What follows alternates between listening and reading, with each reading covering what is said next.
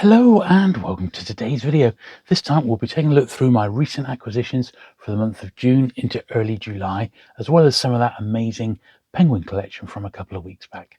So sit back, relax, and let's get to it.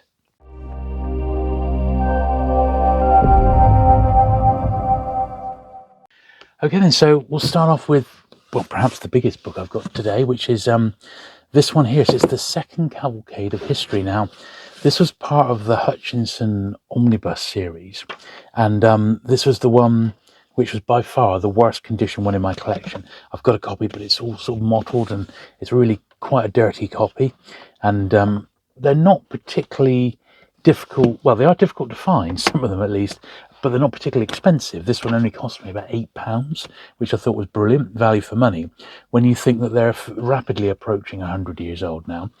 So that's a list of some of the ones that they did. And the more expensive ones are ones like a second century of creepy stories, for example, century of ghost stories. Those are the ones that tend to fetch the good money. But this is a bit of more of a miscellany than anything else. And I really, really like them. And they look great on the shelf. I've got 2 full shelves of the full set. But this particular one was really rough. So I'm delighted. I mean, this is a really clean copy. So in actual fact, there's no markings inside whatsoever. It is literally just a case of dust in the top.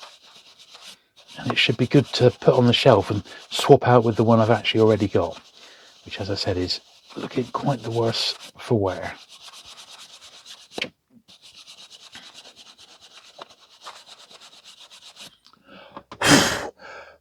Yeah, amazing how much came off that, actually.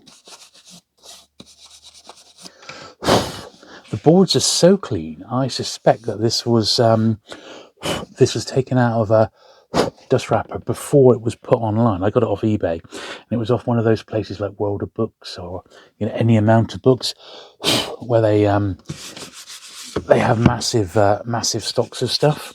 So it was off them. So well, there we go. So that's a good start.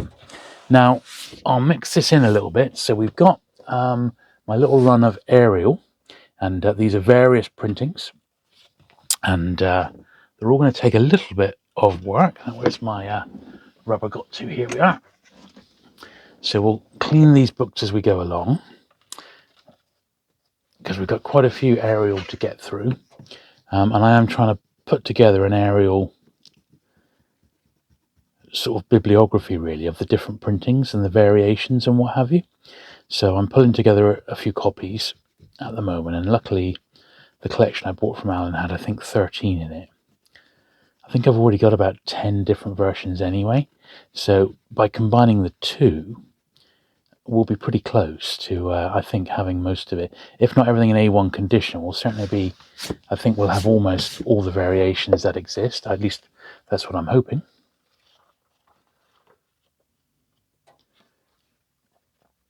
So that's that one. And although this one, I think, is a first, first 1935, there's so many different variations, even of the first printing, that this is a little bit misleading. So I'm going to try and figure it out, similar to what people have done with the Beatles records, is like Beatles DNA. I'm going to try and do Arial DNA. And when I have figured it all out, I shall be back with a definitive, I hope, video. So we'll just do a couple at a time, then I'll mix it up with something else, because we don't want to get a bit Arial heavy with the same book.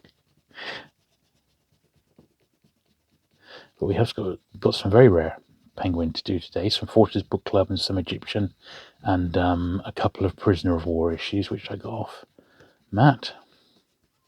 We've got some pans as well, Puffin picture books, all good stuff to get cleaned, really. It's probably going to be quite the long video, so if it's looking like it's going to be crazy length, I will cut it, but I'm confident we'll be able to get through. We've got some beautiful American books to look at as well. So this is the second impression from August 1935, and I suspect that probably would have had a dust wrapper at some point. But as I said, not to get too bogged down with copies of Ariel, I will mix in some of the beautiful American penguins. And once again, I was able to get, I think, about 20 in the collection that I bought of American ones, and that was really good because that's really been a boost to my collection. And I think, having had another look at them, I think these really are very, very nice, and I think I would like to get some. And by far the cheapest way is to either buy them in a lot, like I did, rather than picking them up piecemeal off eBay UK. However, if you can find little lots of them in eBay USA, quite reasonably priced. But the key is the postage, of course. But there are ways around it. So that's that one looking nice and clean. This is a pelican, of course, the little pelican logo, and a cover by Robert Jonas. I believe that's his name. Now, these ones here, obviously I'll do the paperbacks, but I'm going to do all the top edges and stuff once we've got a few cleaned up, as it were. I'll give the top edges a rub. But these particular American ones, because they've got laminated covers, they can actually have their covers polished, which is pretty cool. A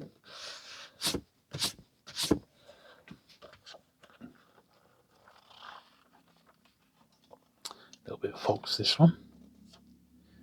1946. Yeah, as long as we're careful, we can definitely give them a polish.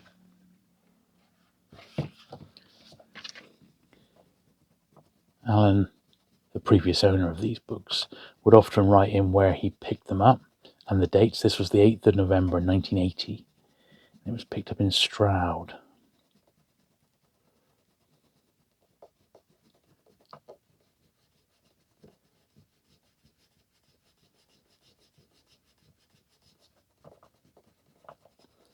Quite a heavy name in this particular one.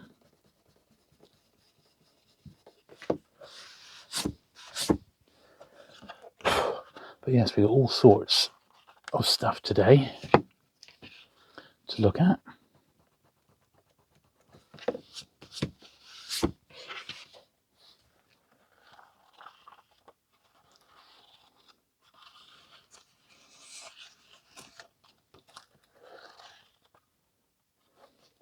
Little name in that one, but that's all right. Now, one thing you're not going to see a lot of this time round is much science fiction, although there is a Michael Moorcock, which I got off Dorset Bob, which is particularly lovely. And it's a Fontana one, so it's not his usual sort of publisher. But I think when you see it, you'll agree that it sort of fits quite nicely into the Fontana list, you know. Now, coming this week, so if you watch this one, you know, pretty soon after it goes out, I'm hoping to be able to announce officially some brand new protection for vintage paperbacks. Now, lots of people use the paperback bags, and I've certainly started doing my entire collection. But there is now a company called Deflector, and they produce cases, a lot of them bespoke, literally made to measure, for vintage action figures. And I've been working with Chris, who's the chap behind Deflector Cases, to produce a range of paperback cases. Now, they're all different sizes, and I've got about 20 like prototype samples to show you. These are available to rock and roll now, and they're really, really well thought out. There is a lot of thought that's gone into them about getting books in and out safely without damaging them, should you wish to swap them, and how the books look, how they look on the shelf, spine out, things like that. So I think you're going to be very, very impressed by them. and I expect Chris to be extremely busy. And they're not that expensive either. They're really not, compared to high-end perspex cases that people use for action figures, which potentially cost like £10, £11, £12 or more. These are far more reasonably priced, and for your best books they're just going to look absolutely terrific. So I shall obviously look forward. I get all my books, all the cases that I've got filled with some really nice goodies, and I'll show you exactly how they work.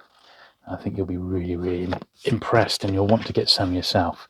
So look out for that video. With a bit of luck, the tail end of next week. All right, but they're called Deflector, and you can have a little look at their website to see the stuff that they're doing at the moment. They've got well over 1,000 different sorts of cases, and they will do bespoke cases for anything that you like, and they're great. So yeah, I look forward to pulling all them together for you. Now this one isn't an American one, this is actually Canadian. I think it's the only Canadian one I've got. I believe it's probably the most common Canadian one. It's an anthology of Canadian poetry. I believe it's published in Toronto. Yeah, made and printed in Canada for Penguin Books in Toronto. It's not particularly rare, and this isn't a great copy, but it's like better than no copy. You know what I mean? So I am more than happy to have one. I mean, goodness knows how that managed to make its way to the UK, but certainly I'm pleased to have it, and I'll put it with my other sort of wartime rarities, you know, of which we do have a few today. Now, this is a later one. This is Signet, and sort of this is what Penguin sort of morphed into, really. So worth having, and I don't have many early Signet books, so these were also in the collection, so I thought I'd grab them while I had the chance. Very nice.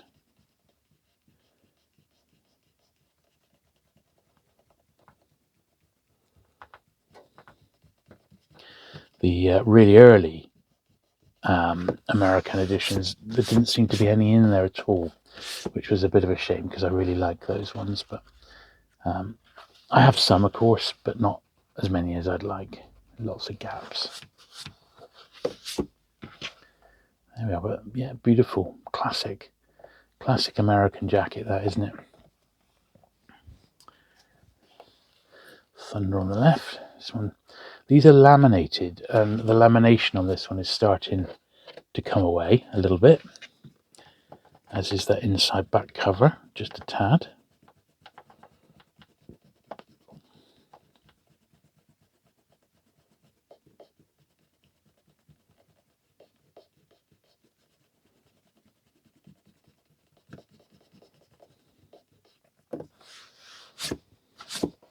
So I grab my little glue here. Now I haven't used this one for a few days, and I just want to get a little bit of glue in there. So managed to squish it even further. It's that's it, lovely, just come out there.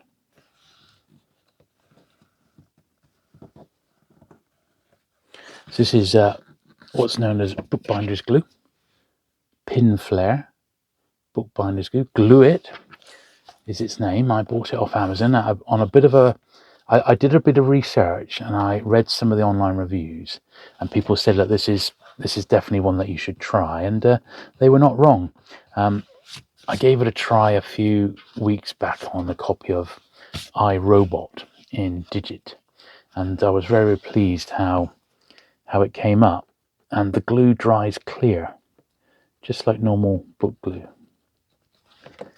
So for the moment, I've moved off using Pritt Stick, and I've moved on to using this, and so far so good.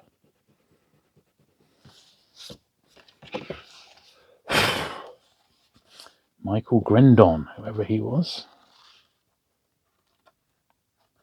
Loads of markings in this one, but there we are. And since we got it out, introducing shit. Now look at this. Look, The laminate is virtually off. I mean, it just is. Look, both sides. I think that's. I think it's a lost cause, guys. I'm gonna have to just take this off. I don't like it, but the book will just be better for it.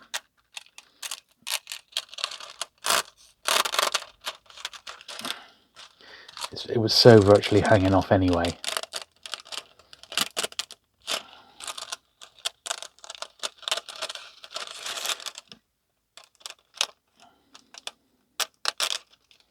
There we are. So no damage done, but you know, it's a bit of a shame, but there was no real way around that, you know. I think maybe what I might do is pop it in a bag later on, just to give it that little extra bit of protection. Now that it is nude, as it were. Although, obviously, I'll be looking after it as best I can.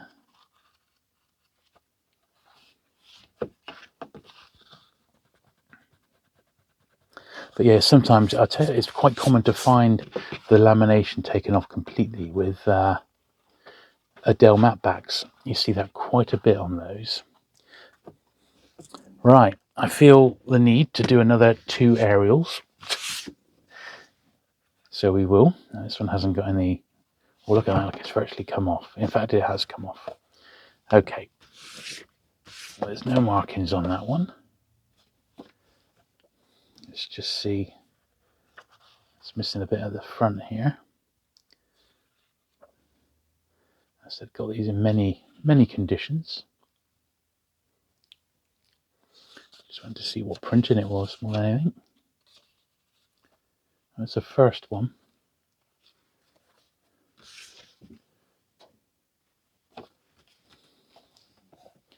Right.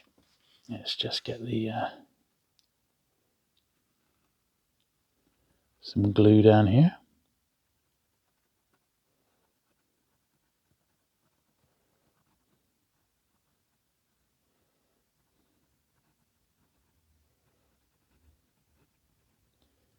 Make sure that's sufficiently gluey, and I think it is. So yeah, I'm missing a bit of the book, but I suppose it is a first. I remember when my favourite Penguin rep, Douglas, retired. I gave him a first print of Penguin #1. He was over the moon with that. See what a thoughtful present it was. Now we need to get a bit more glue in there. So slide some in there.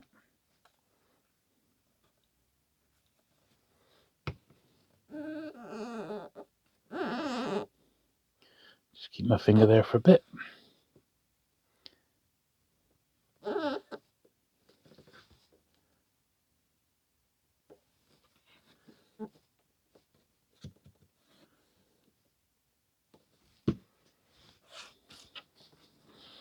I think it's going to behave itself. Yeah, so not the best copy in the world, but still, it's okay. And we'll do one more before we have a break from here. So there's another copy of it here. This one's quite bright.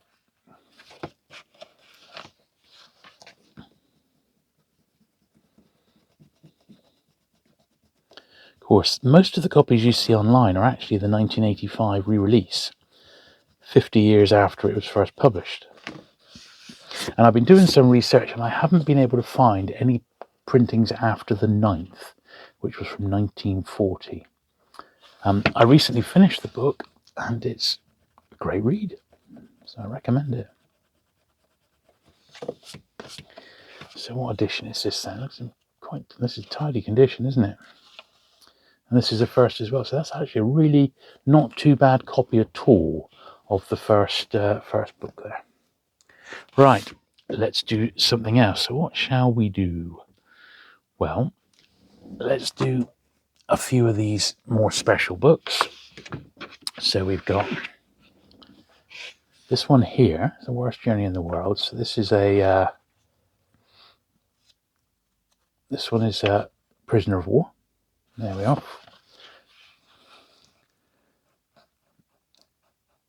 And it's in pretty nice condition as well for a POW copy.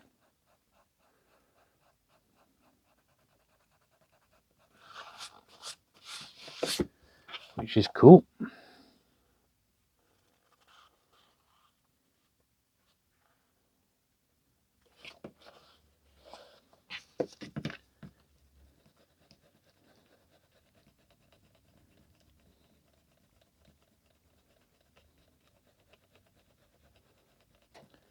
Trying to be careful on this one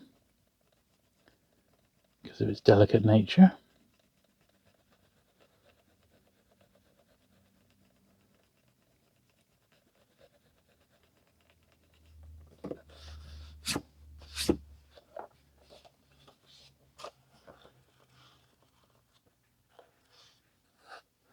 There we are, so that's quite nice. So with some of these, I will be bagging them as well once we've cleaned the top edges. This is one of the Egyptian ones, Science and World Order. And this one's got some tape on the bottom here, so I am going to see if it's just going to peel off. Like a lot of Alan's books, the tape has aged and perished and just dried up.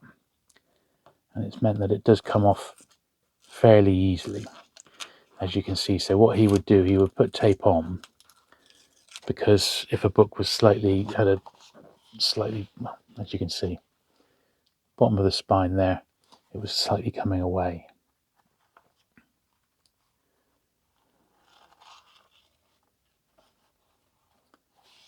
So we can take out that name, but we can't take out the one underneath, which is in pen.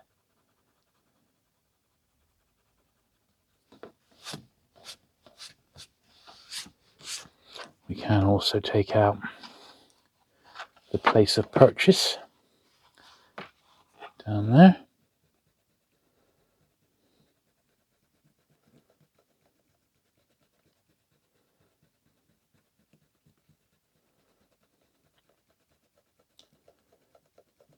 Which is nice.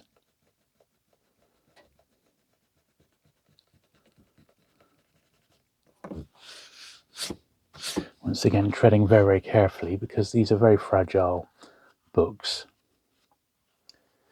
Because they come from Egypt, they almost feel like they've been cooked, don't they, you know?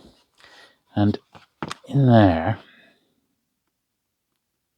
that was where Alan taped it down. I'm going to put a tiny little bit of glue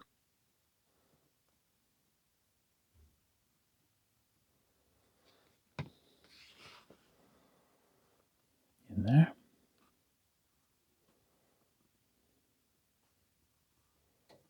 There we are. And that, I shall definitely be bagging that one up. There we are. Edition Penguin.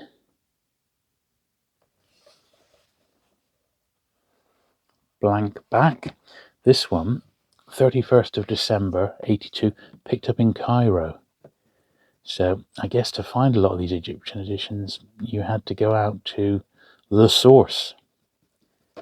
And that's evidently what Alan did on a trip to Cairo, and picked up this little fella, which I think is the first. I mean, I've seen a picture of it. It's the first one I think I've ever seen in the flesh. So I'm absolutely delighted to own a copy.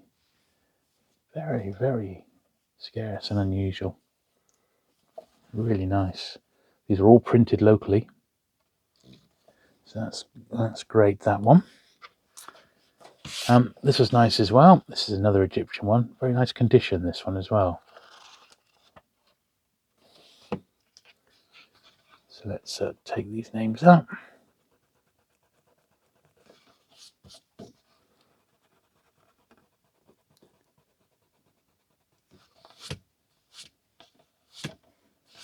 Like so. There's also an 8p on the inside cover, just here. So I use another book as a firm surface so we don't bend the cover all the way back like that.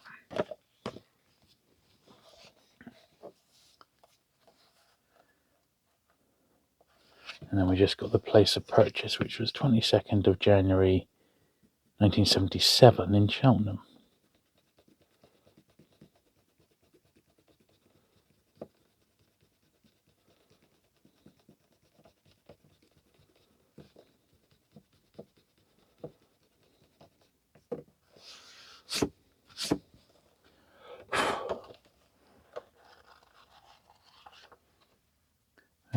think we've done a good job there. Excellent.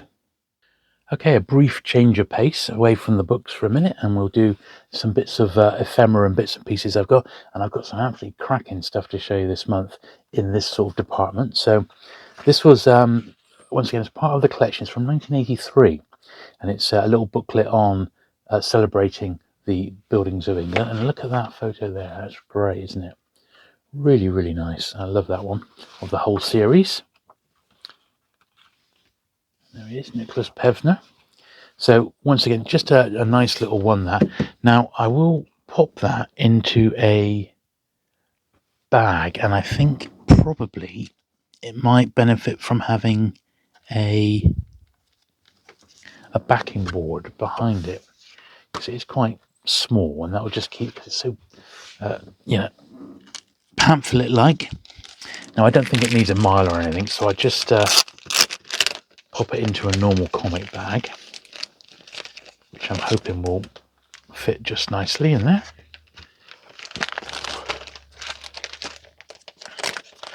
But it's one I've never seen. I do have one other one from 1983.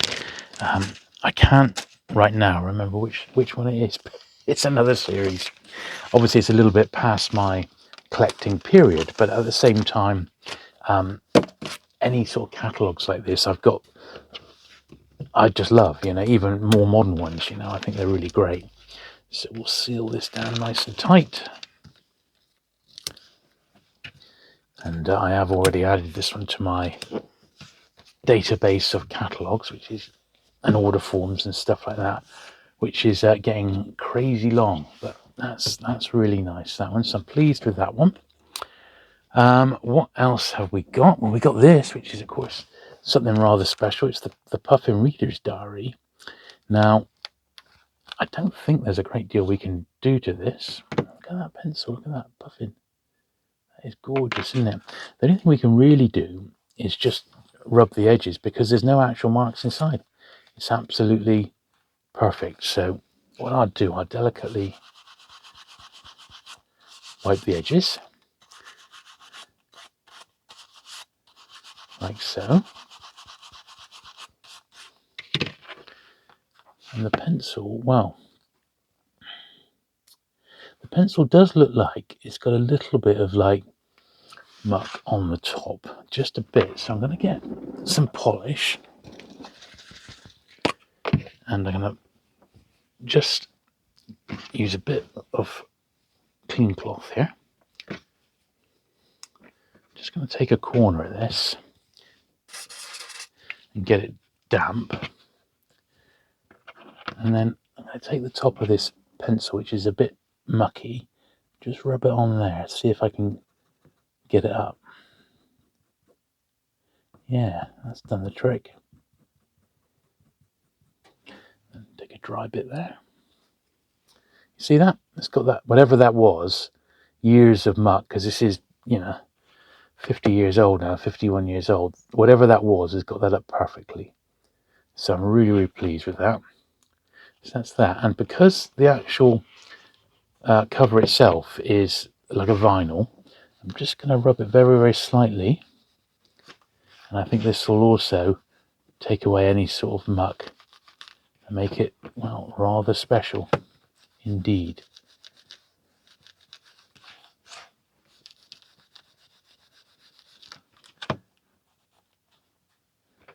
There we are. That's lovely now, isn't it? That is gorgeous. So that, to me, needs the treatment. That is going to have, I think it deserves a little miler sleeve.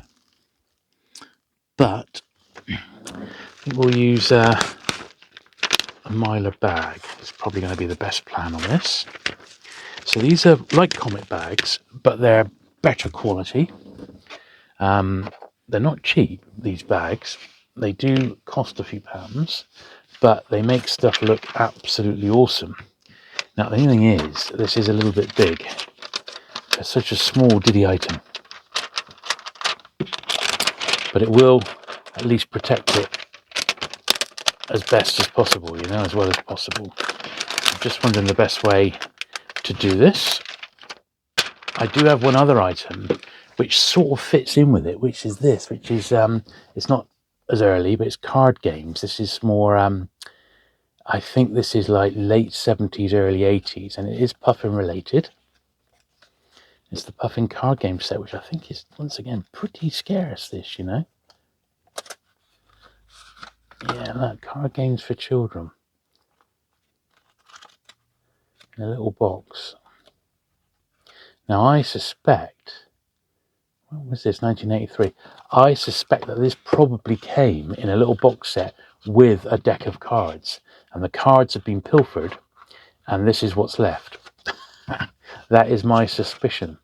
So I think what might be a good thing to do, I'm going to give this, the box looks pretty nice again. I'm just going to give it a cursory sort of once over with the slightly damp cloth here. Like so. There's a couple of little marks on it, but not much.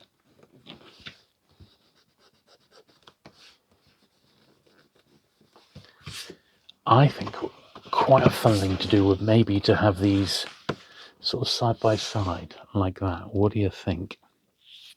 It would look all right, wouldn't it?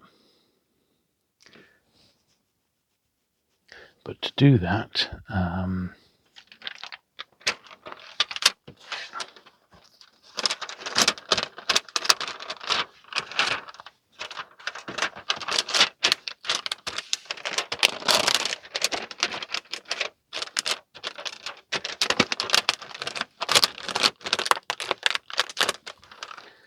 just going to experiment and see what this looks like. Just for fun.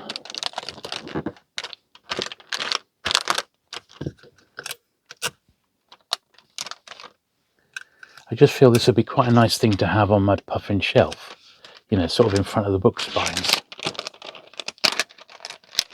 And if I slide them down a little bit, like so,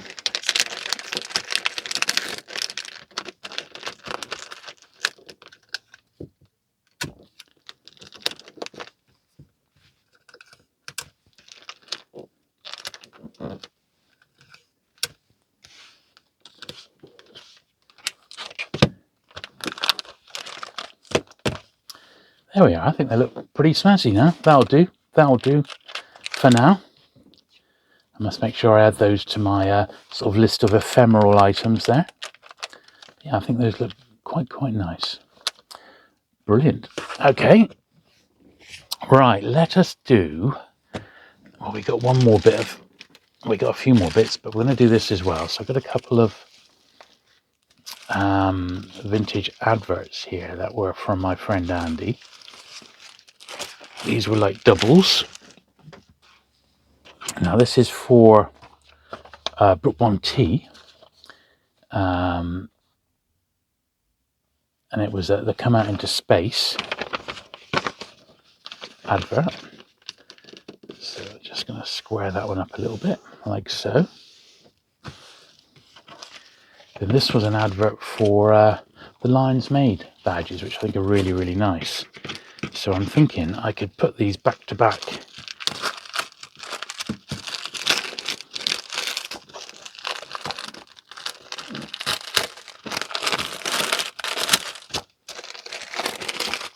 I don't mind these vintage adverts, and I've been thinking about picking up a set of these badges, so I'm on the lookout for them at the moment. They turn up on eBay. I'm waiting to get like a good starter set, if that makes sense, before I pull the trigger. I'm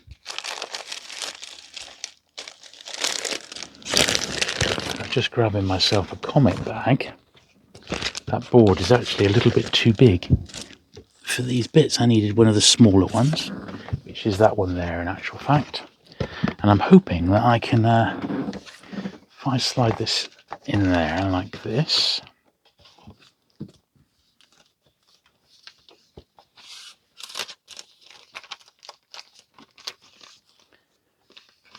hopefully I can get that one in there. the old Galaxy Patrol, and then the Brook Bond, yeah, should just, only just mind you, slip in there, like so. And I'm going to have the Galaxy Patrol on like the main side, as it were.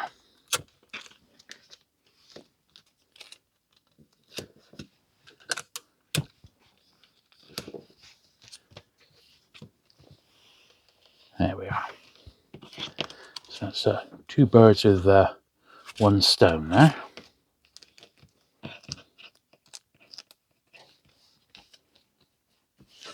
Actually, this doesn't feel quite tight enough. I want it really, really tight.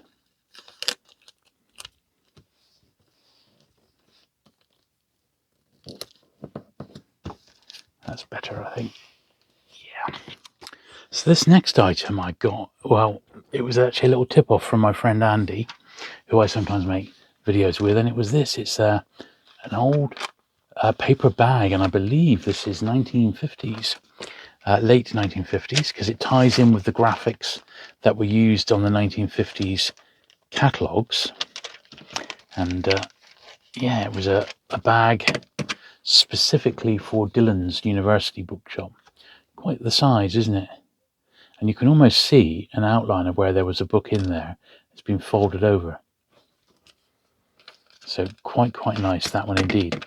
It is a little bit too big for me to even fold the top over, but I'm going to keep it in that just to keep it nice and straight. So that's that was super cool of that one. Right, well, we'll do a couple more copies of Ariel, because let's be honest, we just haven't done anything like enough yet. So this one was bought in 1973, 13th of November.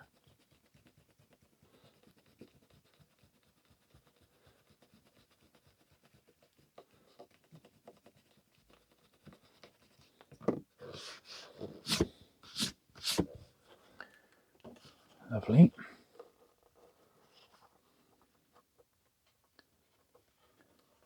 A little grubby inside. Dated 1935. What printing is this? Well, this is a first print again.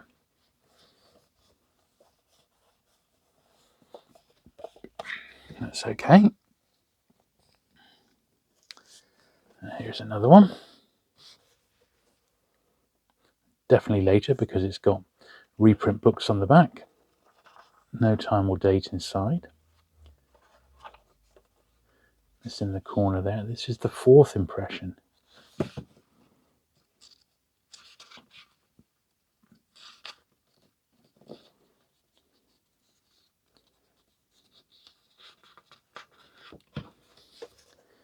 There we are.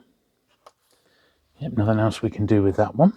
There we are. Hopefully we can fit that all in now. So yeah, my friend Paul Barnes, he occasionally comes across penguin related items in his incredible collection, and he sent me this one down, the Antiquarian Book Monthly Review for November 85. So it was the year of Penguin's anniversary. It says One Man's Collection Penguins, and I can see, I can't remember what page it's on. Here we are, right at the start. And in fact, it's by Ken Swift. So Ken Swift was a book dealer and had an incredible penguin collection, very, very high grade as well. And that collection went up for sale through Tim Graham about 2 to 3 years ago. So yeah, quite interesting. So that's where that was what that was about. So yeah, thanks for that, Paul. That's really, really interesting. I've already read it as soon as it came through, that one. So that's super cool. So slide that there. Now I've got some similar large format items. Now these are catalogues. This one's a bit of New English Library, if you can believe it. So let's slide them back a bit.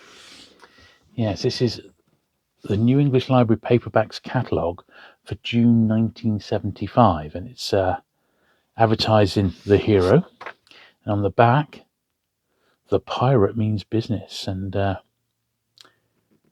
well, as you can see, New English Library they didn't beat around the bush, did they? They like to publish, sort of, you could say controversial books, but there's some great stuff in here, There really is. And this is like a fold out catalogue, so you got that sort of double spread there. And then you've got the actual order form is here. And this is the only New English Library one I've got, and I think it's absolutely brilliant. So very, very pleased to get one of those, indeed. So that's super cool. And from the same person, I got a Fontana one, which is also very, very cool. And it's got a really good center spread. You'll see in a minute. So this is also 70s. And got a cover with Elephants Can Remember by Agatha Christie. It was this month's top title. Yeah, May 75 this one's from. So similar period, and it's worth it just for that fantastic center spread there. The best-selling author of all crime. Look at that. Now over 50 million Christie's sold worldwide with the different jackets on. Very, very nice that indeed. Really like that.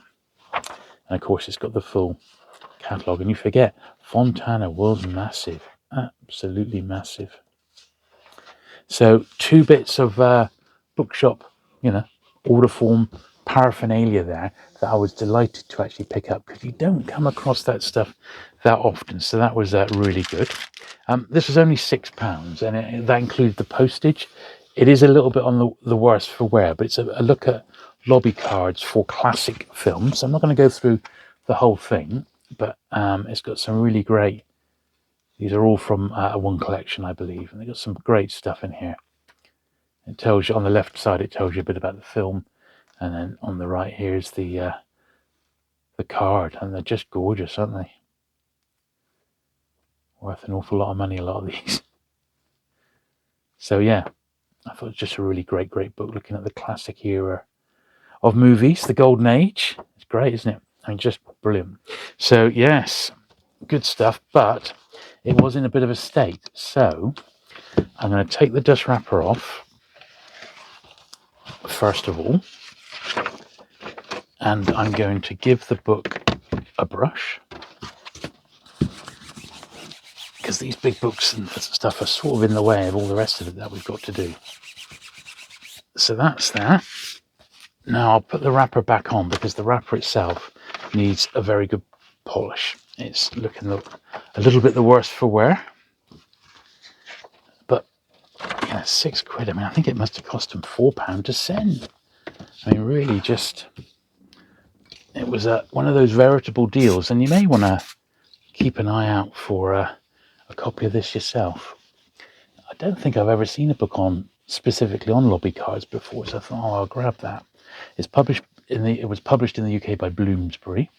It's a publisher I do like their stuff. As I said, it's not mint by any means, but I bought it totally for the content. It just needed a little brighten, freshening up to make it a little bit better. But yeah, some absolutely amazing cards. I mean, look at these ones on the back there, the Maltese Falcon and ones like that. They must be worth a fortune. Okay then, so I think we shall do a few more of these lovely American ones.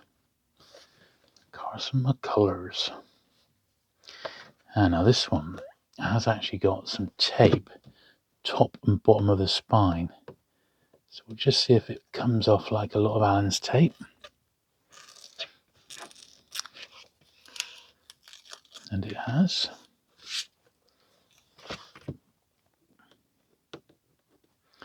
Left a bit of a mark, but we'll have a go at trying to get some of that off if we can later on.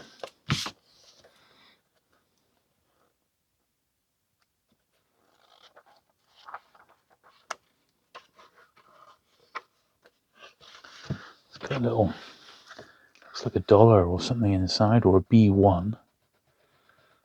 I wonder if Allen himself went to the States and bought any back in the 70s or 80s. I haven't seen any marked with American locations, but we did come across that Egypt one, didn't we, in Cairo? Now, that is definitely coming away there, but I'm not sure there's much we can do about it. Apart from that, he's all right.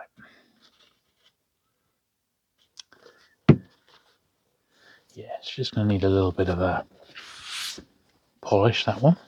And this one seems in much better condition. It's got a 10p. I don't know if that's in pencil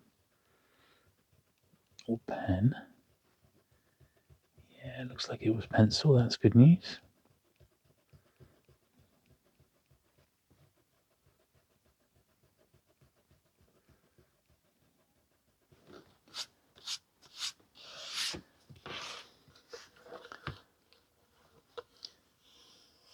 This one's already had the laminate taken off by the look of it. French Africaine. This has come from Istanbul. Look at that. Right, now this one's got a price on the inside cover. Actually, I won't need those other books. I can just go in there. 10p, which is potentially what Alan paid for it back in the day. And was there an inside one? Yeah, there was. So 10p on the 1st of February 77 in Cheltenham. God, what must it have been like to go through like the second-hand bookshops back in the day, eh? Every book would have been a vintage, wouldn't it? The stuff we consider vintage now would have been brand new.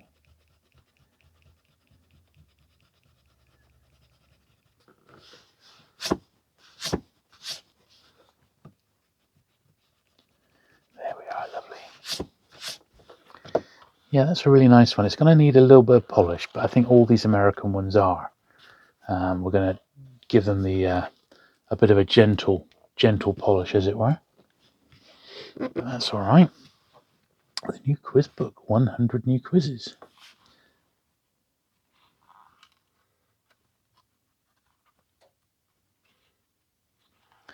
Picked up in Hay on Wye.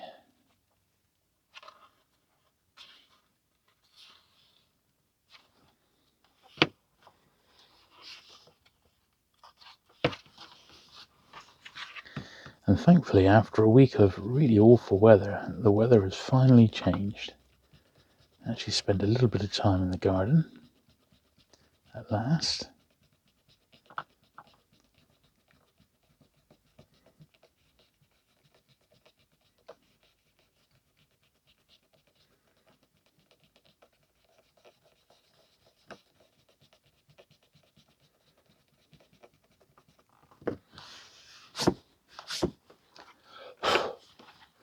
There we are. It's another one I'll give a little polish to in a minute. Now, this was a slightly later American one, I believe. When did these get published? Yeah, 56. I did a whole little range of Bernard Shaws in the mid-50s. Evidently, the world was going crazy for him. This is when he was big in the UK as well. Well, actually, that started even earlier, didn't it, in the 40s. But certainly Penguin were mad for Bernard Shaw. I could take him or leave him, personally. This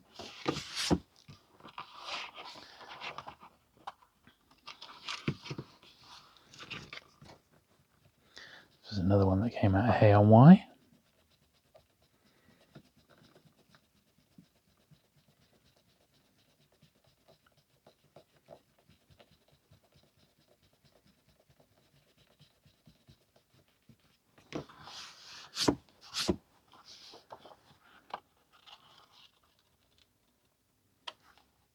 Yeah, that's not bad at all.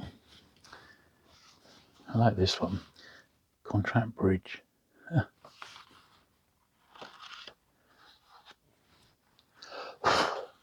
Lots of dust and dirt on some of these, but we don't mind. That's it. Nothing to actually rub out on that one. It was just dusty. We're going to need to do a bit of a brush in a minute. The Unvanquished. Look at that, William Faulkner.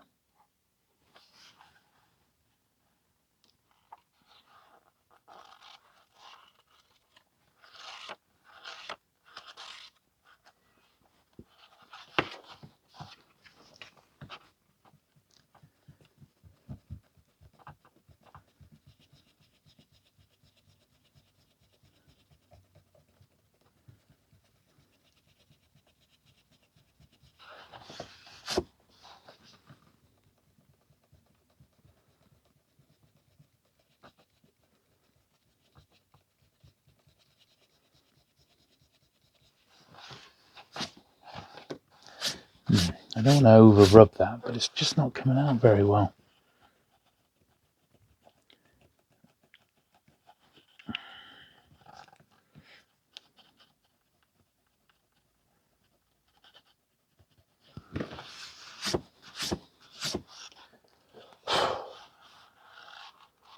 There we are. 15p. God. Very, very dusty. Yeah, another one that'll benefit from a good brush.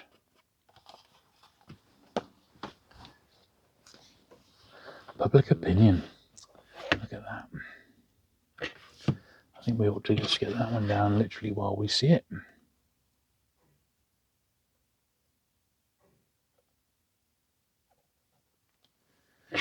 I think the glue's actually sealed on the top since we last used it, so let's try that again.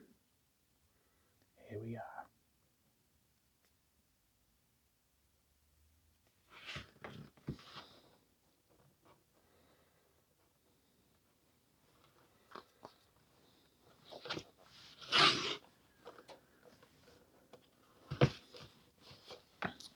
Also picked up in Cheltenham.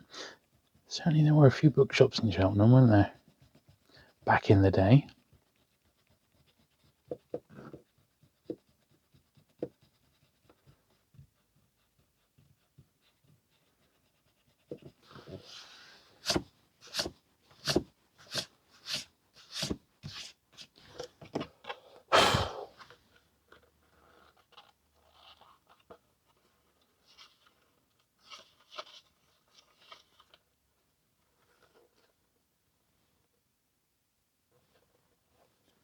Yeah, there we are.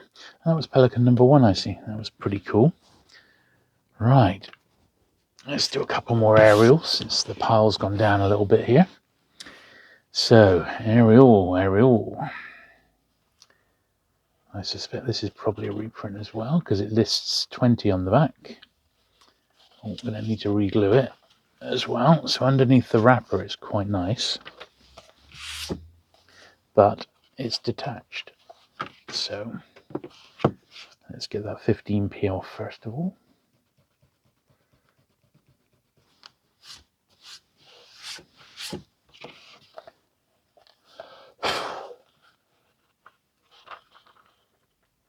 I suspect this is probably a second printing, possibly a third, who knows? Third, yeah. But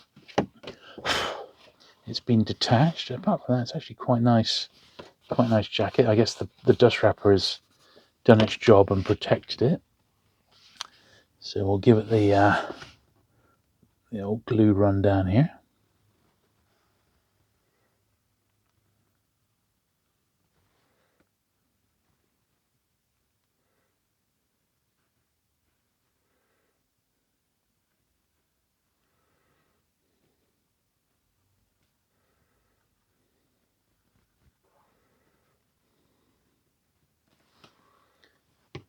There we are. A little bit still seeping out.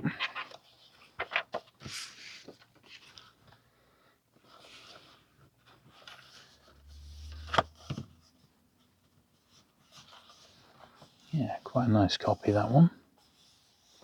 Now that we've glued the spine back on.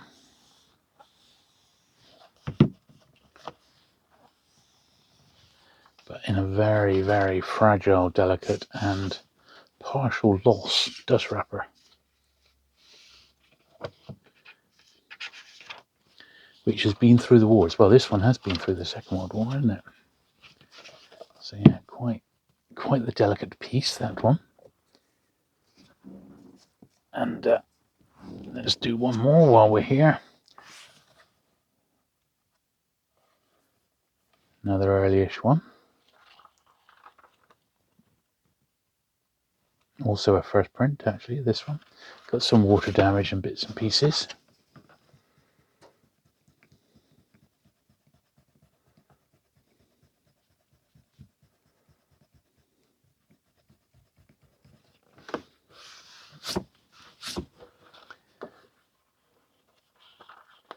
There we are. Apart from that, that's as good as we're going to get that one. Yet another first print. Right, well, got something a little bit different now, thankfully. And this is Agatha Christie. Now, I picked up a little run of these Agatha Christies. Now, these are all got these uniform jackets with like the pale blue there. And these were sort of late 60s, teetering into the 70s, I think. This is 69. This is the reset edition. So this would have been the first edition with this particular jacket. Now I see this one's got a little, someone's put in the back, good. Of course it's good, it's Agatha Christie, for goodness sake. But I realised I didn't have all these particular editions. And when this lot turned up, it was about 1999 for like, I don't know, 10 books or even more. So I thought, oh, I'll grab those. So that's what I did. So consequently, we got a little run of those. And here's the one I picked up off Dorset Bob, actually. Got a little bookmark in, which I shall save. It looks quite nice. This is Michael Moorcock. The Unfulfilled Queen, Gloriana. Look at that. And it's a Fontana. Look at that jacket. It's not your usual sort of Michael Moorcock book, is it? But I, for one, am pretty pleased to have that. I don't think I've ever seen it. It's got a nice spine on it. I'll give that a little polish, and that'll be absolutely lovely, that one. Another pan here, Poirot Investigates, X243.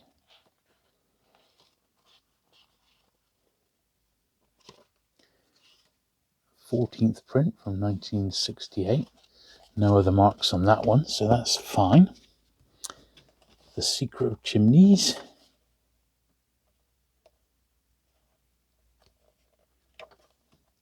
X283.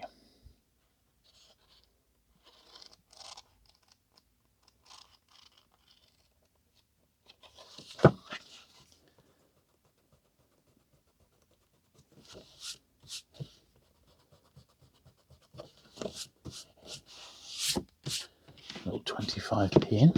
Let's see what printing this one is. 1967 printing.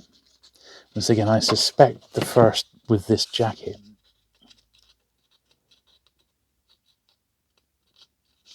But that may take a little bit more research. I've been working on an illustrated Agatha Christie bibliography in paperback, and it's already 80 pages. And my pan section is fairly comprehensive, but there are certain ones, you know, the information is still to be confirmed, shall we say, you know. But it's getting there, and it's pretty darn nice at the moment. This is from 1970. Styles. Pair of the End House.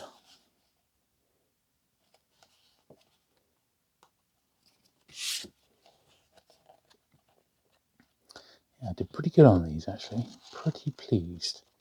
They were worked out like, you know, like £2 each or even less. I thought, can't beat that for these editions. Listerdale Mystery.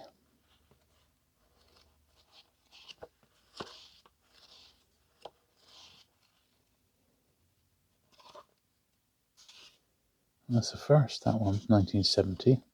So it's the first time Pan actually ever printed that one. Right, so I think at that point, what we're going to do, I'm going to brush down all these paperbacks that we've done so far, because they need it. Because believe it or not, we're not even halfway yet with everything that we've got to do. As I said, I'd like to do it all in one hit just so I can clear the decks a little bit.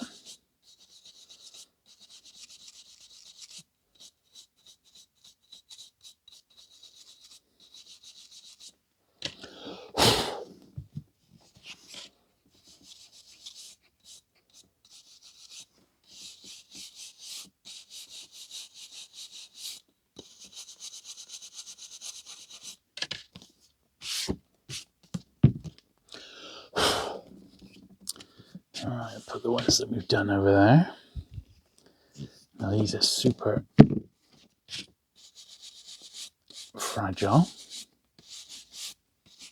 Now, I've just seen on one of these Egyptian ones that we ought to put some glue under there. So I'm going to do that right now. Whilst the iron is hot, let me get my screwdriver. So I want to just lift that up a touch like that.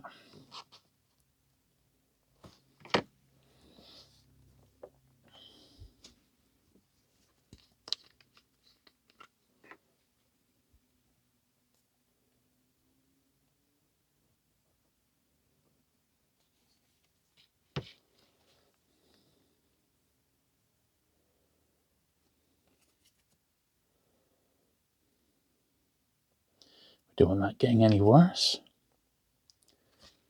I think that's absolutely fine.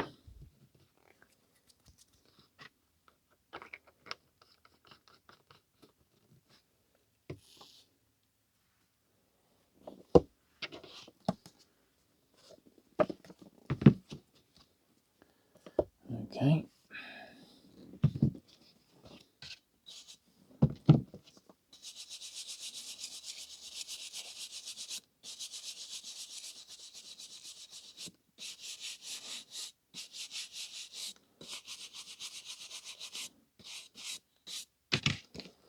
Lovely.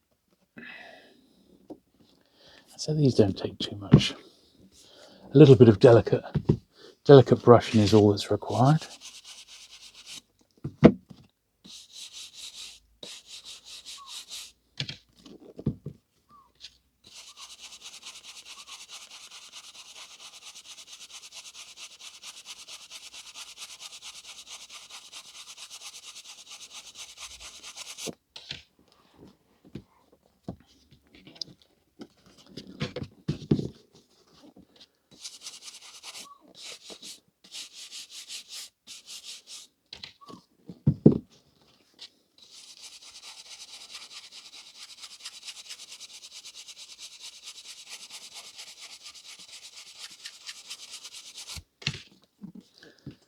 Lovely.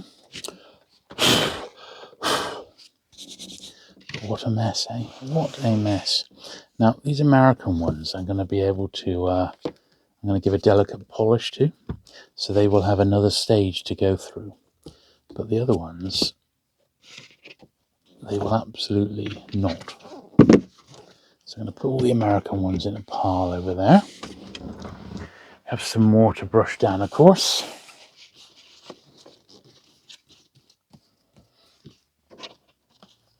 I'll pop them on there for now.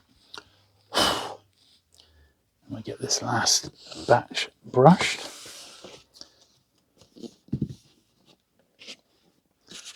These obviously aren't anything like as fragile.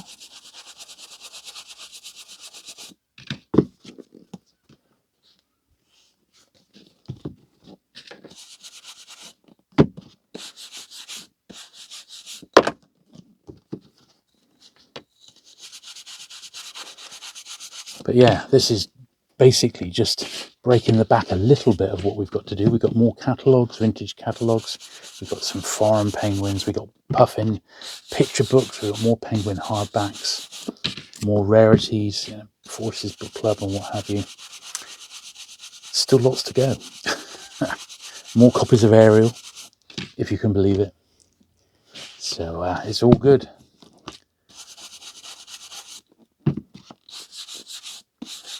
Even more ephemera.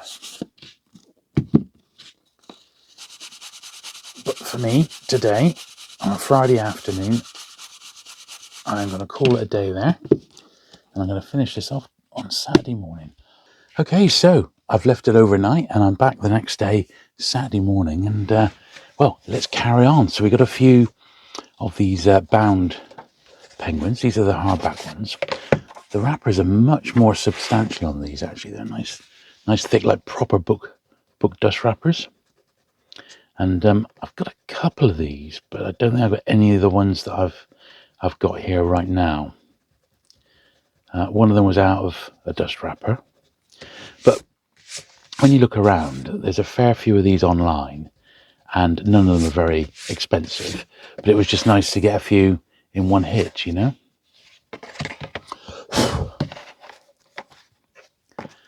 15p in there.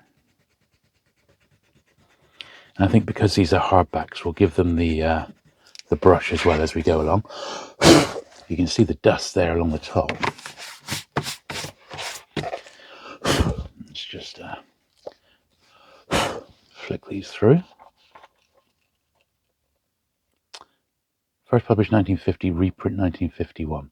I'm not 100% sure of the ins and outs of the printing history on these, but if you look at that dust there, look at that. What it's done, it's taken the dust off, but it has left, you can see where it's like foxed slightly. The other edges are okay. And chances are that wasn't how Alan stored the books. It was just how it was when the book was picked up.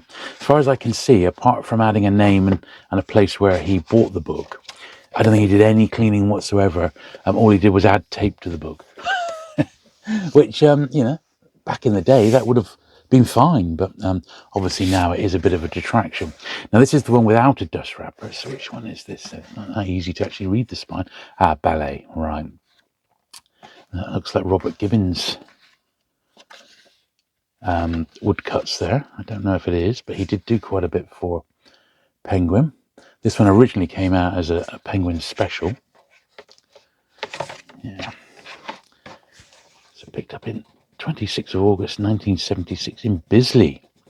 I'm not sure where Bisley is.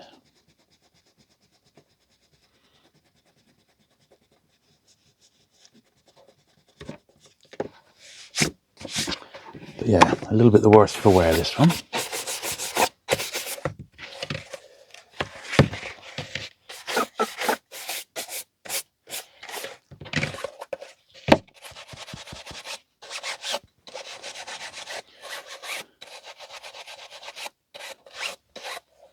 There we are.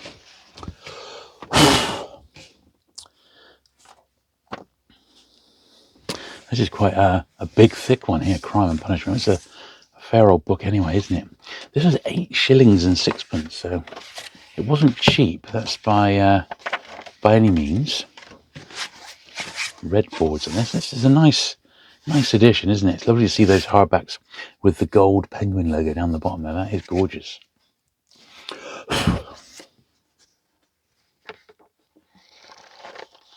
Looks like this one's unread. 25th of the 12th, so Christmas Day, 1953. Someone has written that date inside, so maybe they were given this for Christmas in 1953 as a present. Evidently, it wasn't that well thought out present because they didn't end up reading it. But I hear, and I have to say, I've never read any Dostoevsky, but I hear he's very good. I had a friend I once worked with who'd read them all and absolutely loved him. Bought lots of different editions as well. I mean, he was you could say, a Dostoevsky collector, and you don't see many of them around.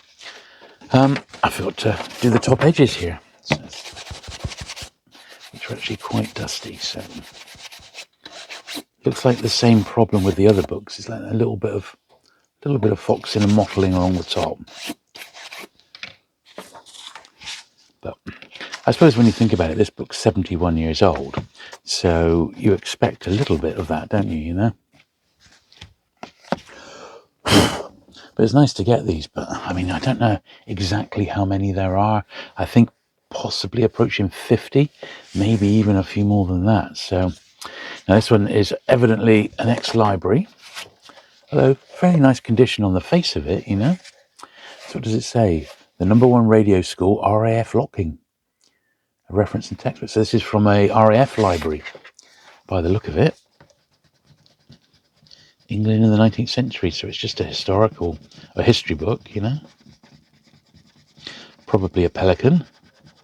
In fact, definitely a pelican that's been put into this form. And I wonder what the choices were, why they decided to put some books into these more permanent bound editions. I know they would get requests from libraries and things like that. Also 1951. I do have a little booklet advertising the start of this series. I I think I'll dig it out and maybe have a little look. Because as I said, I've got a few anyway. So it might make an interesting little bit of video. But even though that's ex-library with some stamps on, it's not too bad, is it? Let's get this little Litchfield off here where we bought it.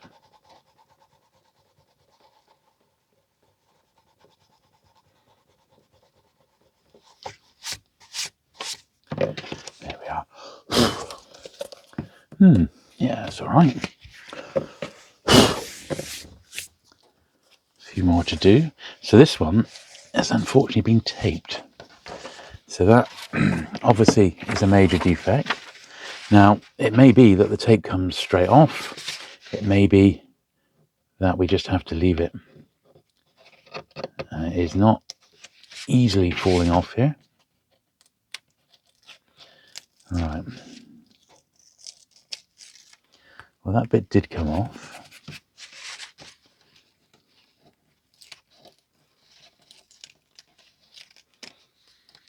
Yeah, it's really awful. Yeah, not a massive fan of all the tape, I'm afraid. I gotta say, it's easier to peel off the paperbacks than it is the hardbacks. Yeah, that seems like fused, those two bits.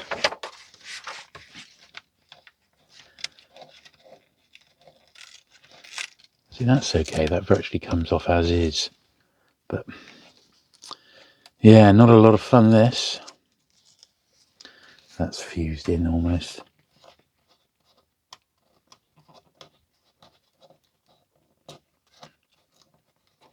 Yeah.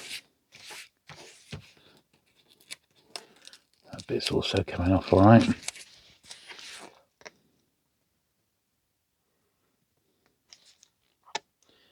Yeah, you could say because of the condition of the dust wrapper, this one's going to be just a filler only. But I suppose it's better than not having one at all. Very, very dusty and dirty, even the boards.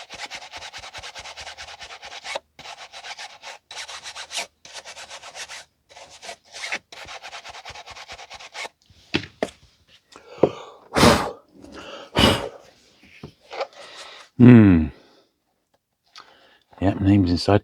You've got to say, it's not got a lot of redeeming features, this particular book, is it? Tape dust wrapper, name inside. Very, very dusty and dirty. I'd say that one's there on borrowed time, in all honesty. I don't think I really want that one in my collection. But for now, rather than not have a copy at all, I'll take it. Now this one here is a completely different format because it's got the more illustrated jacket here, you know.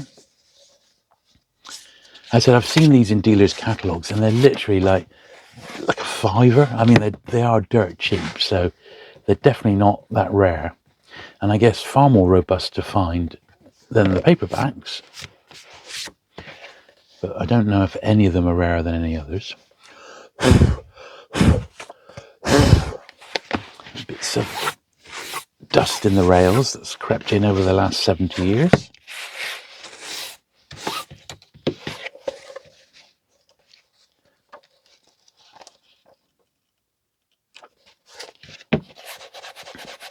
This one obviously from the Penguin Classics, reprinted.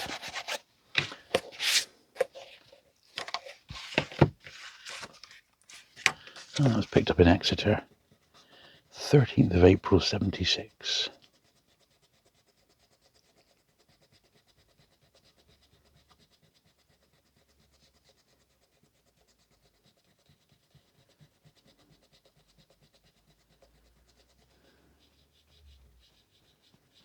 Gently does it.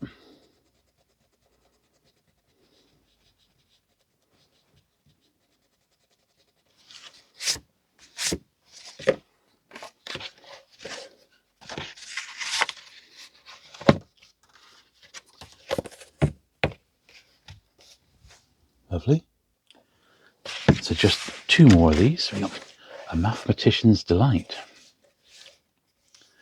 A little bit of Also, what's this inside? Coronation. This book was presented by the County Council of Middlesex to commemorate the coronation of Her Majesty Queen Elizabeth II, Queen Elizabeth II, 2nd of June 1953. Well, presented to who? There you go, look at that. A mathematician's delight. Well, you couldn't make it up, could you? Evidently a prize book. I mean, these would be, I suppose, the sorts of books that might have been given away as prize books at schools and things like that. But this one evidently from a county council, which is unusual.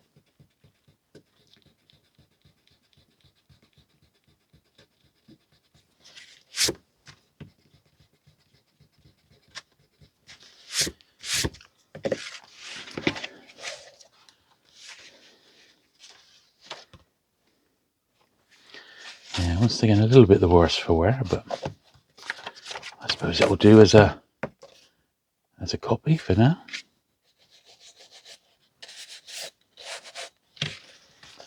All right, last one. Justinian and His Age. This one's not too bad condition by the look of it. This is another Pelican because it has the number there, A217.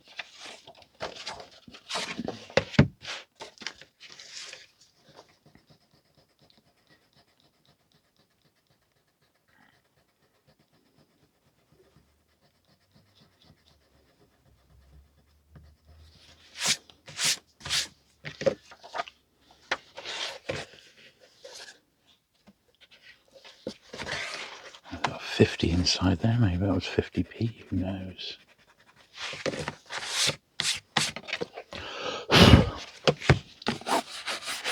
Interesting how a few of these are seemingly susceptible to foxing.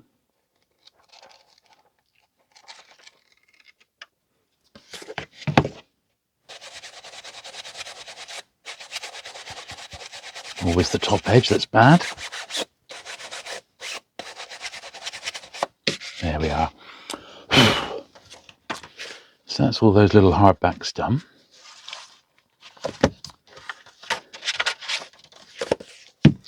Now the next book was one from the Penguin Collectors Society. So catalogue of Penguin books to 1956. And you may know the book Q21, which is the Penguin story. This one is basically, it's the catalogue part of the Penguin story. 100 copies printed at Cambridge University, 1977. And of course, collectors could use this to cross off all the books, you see. Evidently, Alan didn't do it himself. There's a little letter from David Hall on Penguin Collectors Society paper. This was 80 pence when it came out. So I'll leave that, that's absolutely fine. I'll leave that exactly as is. Nothing wrong with that at all. Really nice to have that because I've got virtually all the publications of the Penguin Collectors Society, but I didn't have that one. So that was really, really nice. Another little catalogue here. This one's for August 1962.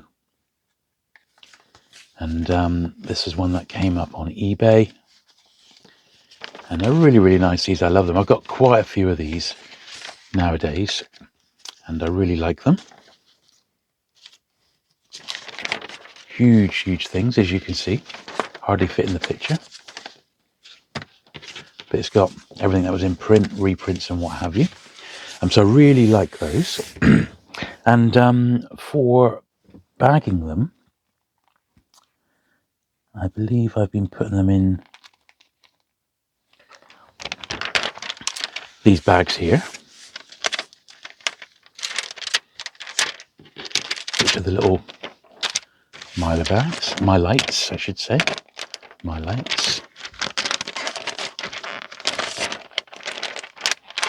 which do a really great job of making them look fantastic. Let's pop that in the middle a minute, like so.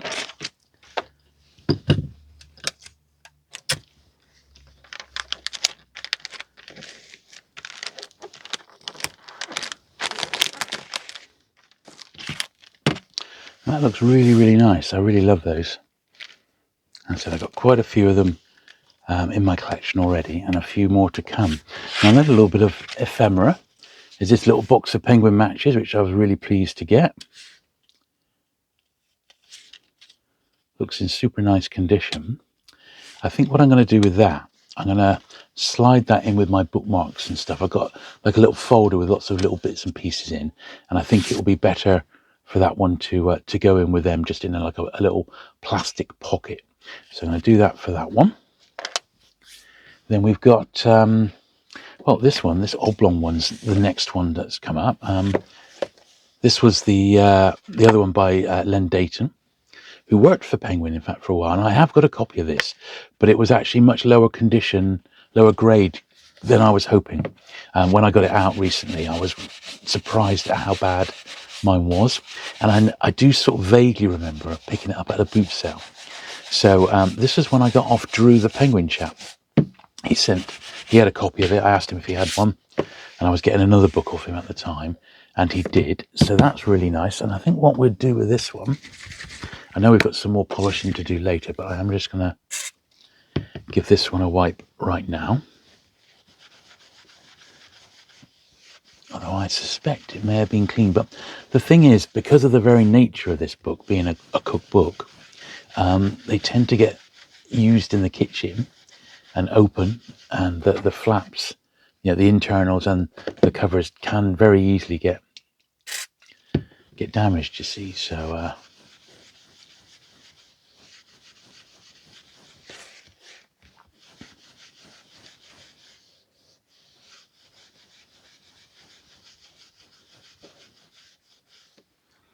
there we are. That took quite a bit of dirt off that. Look at that. It's a fresh bit of cloth. It took loads off. So that's good news. Now we do have another catalogue to do.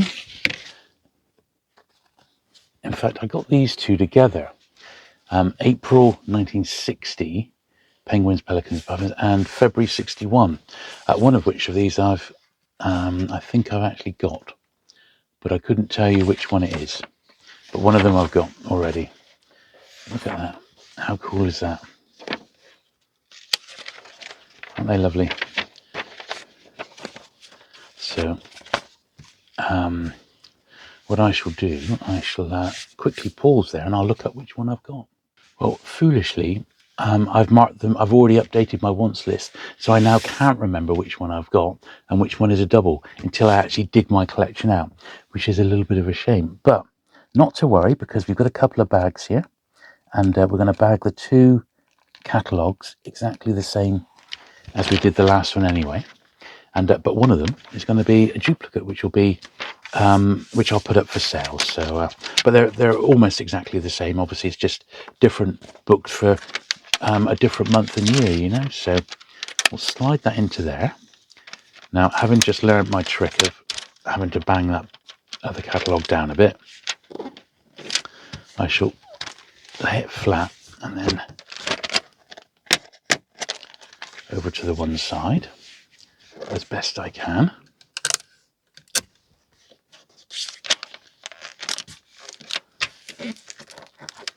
Now, obviously, they're called My Lights, the bags. These were initially designed for comic books, and you could put a comic board in here as a stiffener, and then you'd slide your comic book in, and it would really accentuate the actual product that you're bagging up. It really does sort of make the item incredibly good looking. I mean, it really does. Even sort of lower grade stuff, to be honest, you know. So if you're ever looking for these online, it's called My Lights 2 is the exact brand you're looking for. My Lights 2. And they vary in price, but if you shop around a bit, you can generally pick up a pack of 100 for about £30 to £35. So by no means cheap, but at the same time, they really do make things look fantastic. So worth bearing that in mind. I'll do the other one here.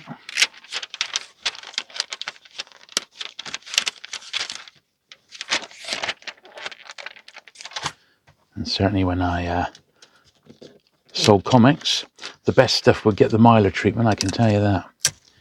I did have a few real rare books through my hands over the years. Rare comics, I should say. Not books, but rare comics. Many were held and dealt with back in the day.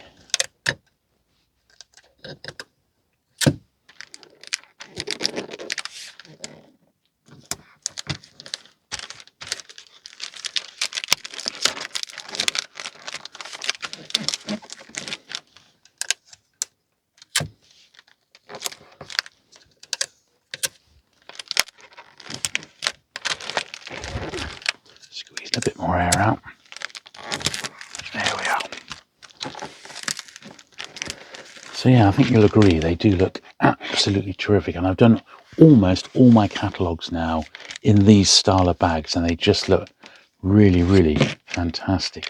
But that's not all. We've got a couple more interesting bits. Now this one here is a copy of the Book Collector, but the Book Collector from winter 1952. Now, once again, I do already have a copy of this, but I don't have, I don't know what all this is, but I don't have one in this condition. So what's this? Received, G.G. Road, 54 Park Road, Plymouth. Oh, from Plymouth. The Queen Anne Press. Oh, it looks like a cheque. The sum of 2 shillings and 9pence. So it's an unbanked cheque for 2 shillings and 9pence. I wonder if it's still valid. Press opinions of the Book Collector. Look at that. Well, I've not seen that, but I have seen this. And this, sadly, this copy is, we're going to do a little repair job on it. But it's got what I believe to be the first ever, I think it's 3 essays on collecting penguins. So here we are, yeah. 1, 2, 3. First one by Edward Young, who of course designed the penguin logo. Penguin Achievement, the Penguin Collector, look at that. So this is quite a historical article, this.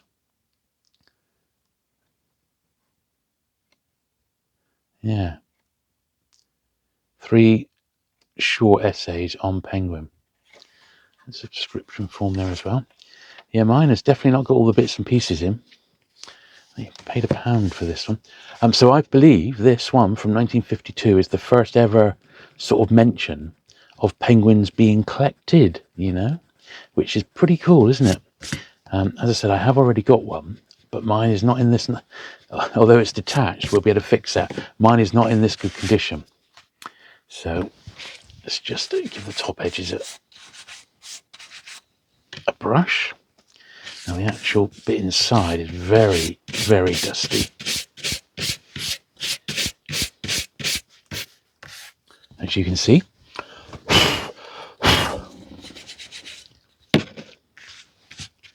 Believe it or not, I have already hoovered in here once today, because I've been cleaning so many books lately that it was getting rather a dusty environment.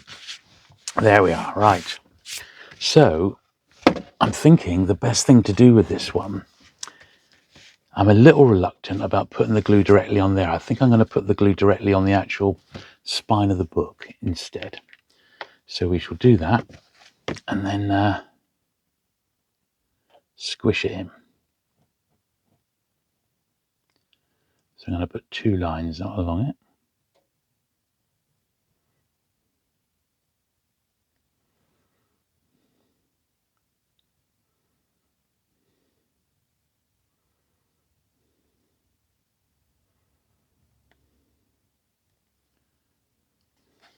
So quite a generous wedge of glue going in there. And then we'll wrap that round as best we can. And I think this is going to be the copy I'm going to keep. But I have got now a spare. So if anyone's specifically after this, because it is quite nice and unusual, and I believe pretty scarce, then let me know, and I'll have my I'll let you know what my spare one's going to be. Let's pop it on the second page. But I would imagine I'll be popping about a tenner on it, something like that. Now, because it is so fragile, and I have actually read the articles. In fact, I suspect the articles have actually been reprinted as well at one point. I think I'm going to grab a digest bag. Just managed to flip them all out, and we only need the one. They all fell out the side of the packet here, which I've done for ease of access. I put them out the wrong way. because I got so many, and we've still got an awful lot still to process today, the old table here that I'm working on needs to be twice the size, really. Slip that in there. So these larger bags were obviously designed for digests, the American sort of digest, but at the same time, anything sort of big like this is absolutely perfect in there, so.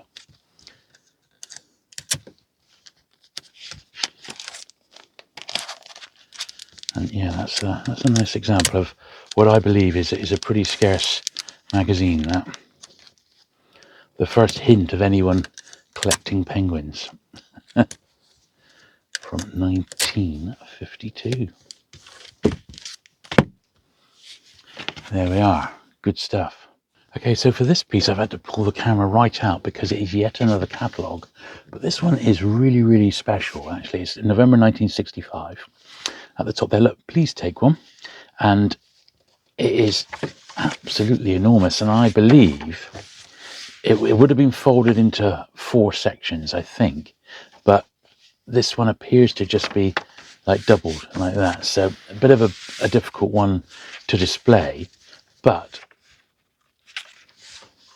it's really nice because it's the regular Penguin catalogue, but it's everything that was, I think, available in the year of 1965. And there's quite a few illustrations in here as well for the different series, which I think is cool. I particularly like this bit on the box sets here because I've been picking up Penguin box sets, and I am looking to do a little video on my collection of box sets quite soon, in actual fact. There was only 1 or 2 in this collection that I bought recently, but there are definitely more out there. So yeah, it's quite nice, this one. As you can see, it's a proper full-on catalogue, isn't it? And you can recognise, like from the Simonons there, you can just recognise little bits from the book jackets. So I think this is pretty much everything that was in print at the time.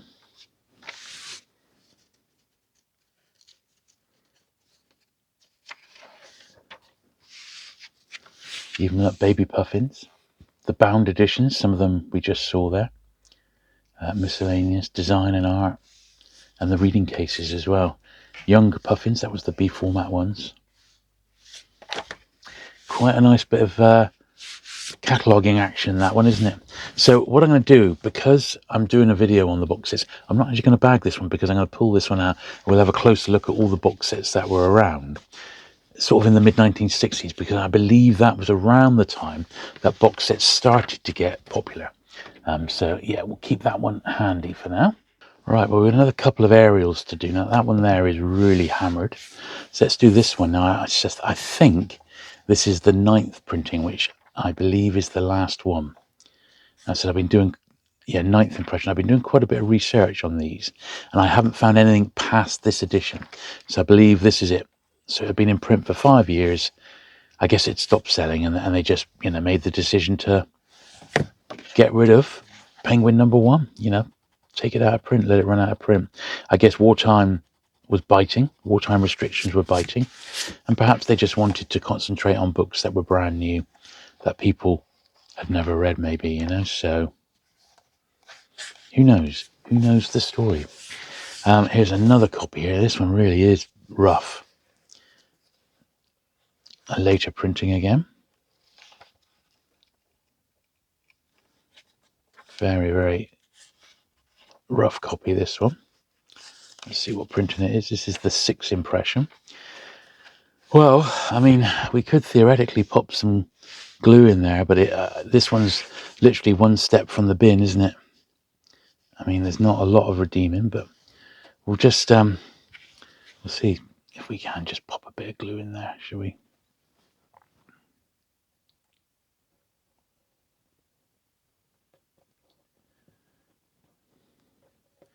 It might be okay as a filler, possibly.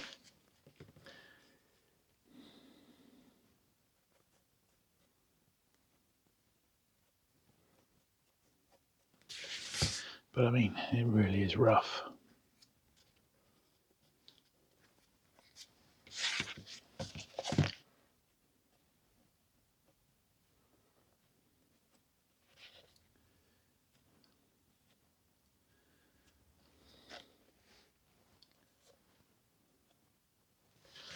Not a great deal we can do with a book in such poor condition, to be honest. It is one step from the bin, but at the same time, it is Penguin #1, and I don't really want to be throwing anything away. It may be the only 6 printing that I've got, so I'll need it as reference, so I've got to keep it.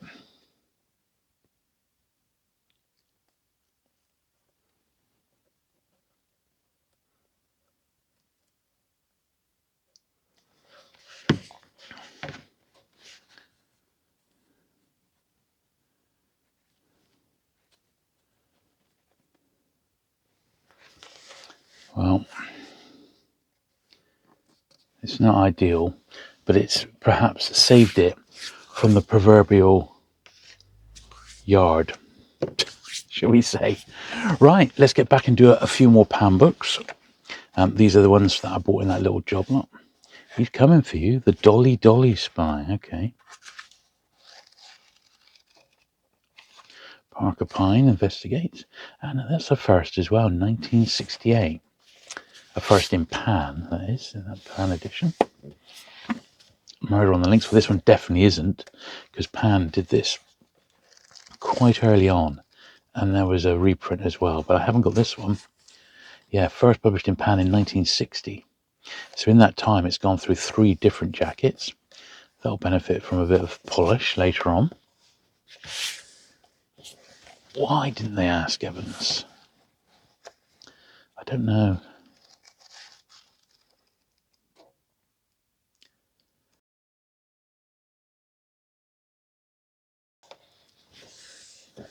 Secret Adversary. Definitely a bit of a later one, this. Yeah, 1974.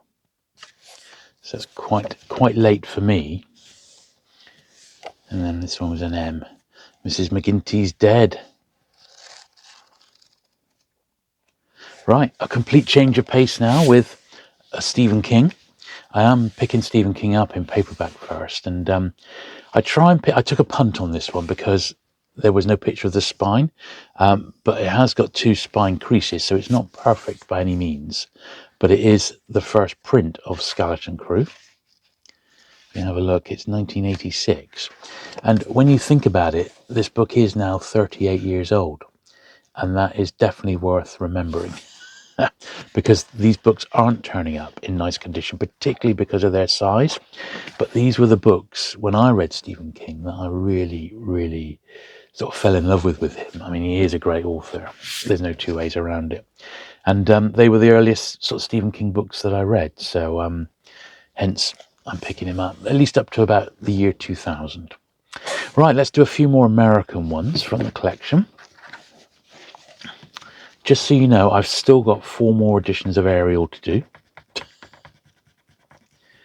But they all look fairly tidy. In fact, glancing at them, I think at least 3 of them are in dust wrappers, which is quite nice.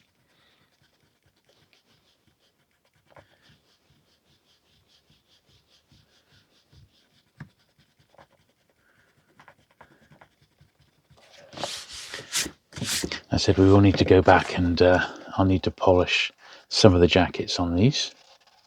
But we will do the brush side of things as I get a pile each time, sort of thing. So the King is Dead on Queen Street, yeah.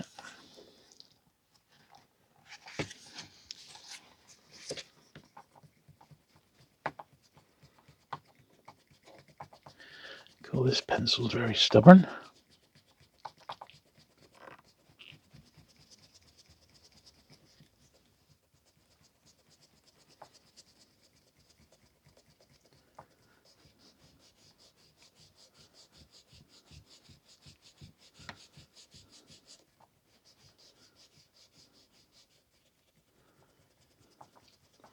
Very stubborn indeed, this one.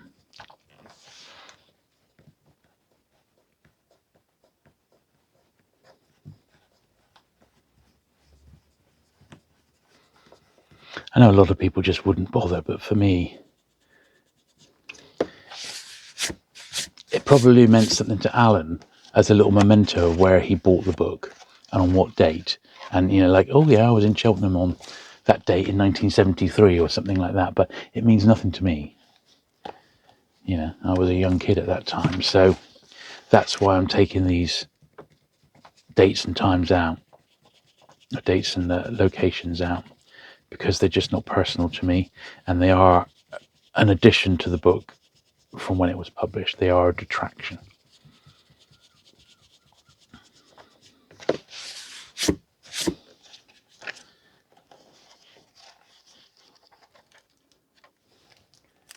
Cool.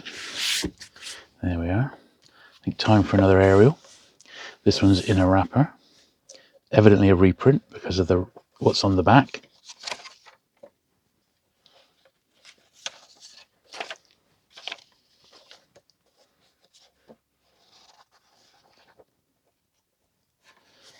£5p.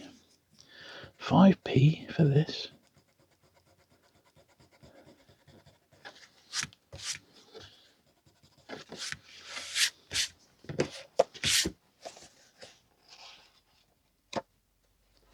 So what printing is this? I reckon it's a 3rd or a 4th. It's an 8th. An 8th printing. Wow, okay. Pretty nice condition for an 8th. So that's interesting that if this is an 8th printing and it had a wrapper, that means that they all had wrappers up until the 9th, which was 1940. And by that point, the wrappers had pretty much dropped. So that is good, a good bit of information. So the real completist for area was going to try and find editions 1 to 8, all with dust wrappers, which is going to be quite the task, I suspect. So that, once again, is a bit of detective work that we've done there and then. Now here's another one. This has got the 6pence on the front, 10p on the front there. Evidently a reprint because it lists 70 books on the back. So what printing is this then? A 5th. A pretty nice copy of it as well. I know I've got a pretty nice one of the 4th in my collection in a dust wrapper as well.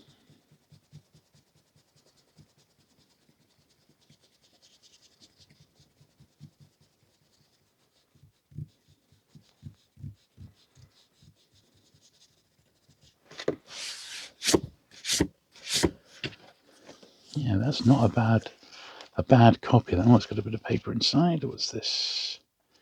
Might be a bookmark. Might be something related to the book. Joseph Plunkett relics. Nothing to do with the book at all. Right, well, we only got 2 more aerials, so we might as well do them. This is another fairly early one. This could be a first printing. Yeah, this is a first. Got a pound inside.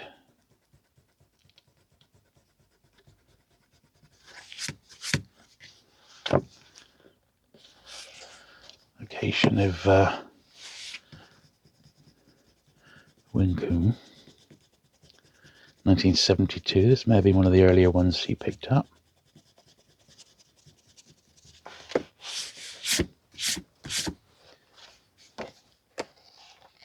But yeah, that's quite a nice one with just the first 10 on the back. And then there's just one more aerial, and then we're aerialed out for today, which is this one. I'll take off that 5p first of all. So, looking at the back, this is a reprint because it's got a different back there. Picked up in Bath. What printing is this? A 7th, this one. So, we've confirmed that definitely printings 1 to 8 had dust wrappers. Number 9, which is the wartime one, did not, and I suspect that's the last printing. This wrapper is been taped up, and I am once again slightly reluctant to do any sort of work on it because it may make it even worse. Yeah, he's taped the actual book as well. I think for now we're just going to leave that as is. I'm not going to sort of interfere with that. A few more, an Egyptian one again. Penguin Problems book. This one was 24th of the 1st, 76, from a Mrs. R. Hards. So we actually bought this one off somebody rather than finding it. And what's this here? Not reprinting of printer's imprint. Note, it says note, reprinting of a printer's imprint. Wonder what that means. I don't know, but we're going to take out the Alan Swale owner's name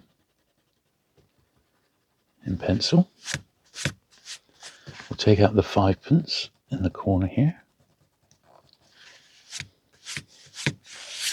like so. Then at the back, we'll take out the fact that he bought it from Mrs. Harris, or Mrs. Hards rather.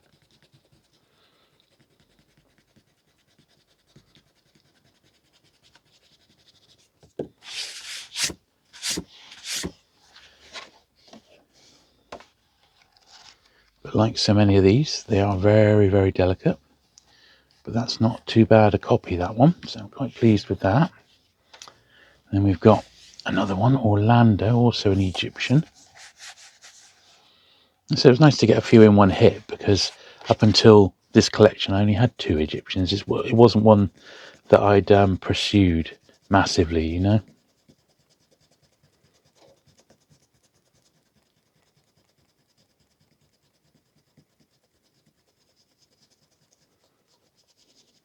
They turned up on lists and stuff, and people had some, but I'd never really gone for it.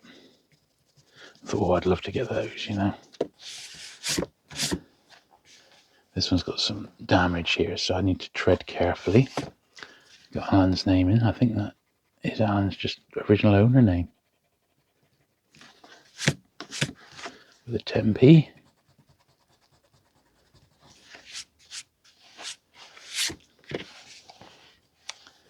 For Orlando. It's got Magi tape in the top corner, and we'll have to leave that there. We can't take Magi tape off. This one I got off the Penguin chap. Not sure the state of... No, it wasn't off the Penguin chap. This was off... This was also off Alan's collection. So the tape, hopefully it's going to come off okay.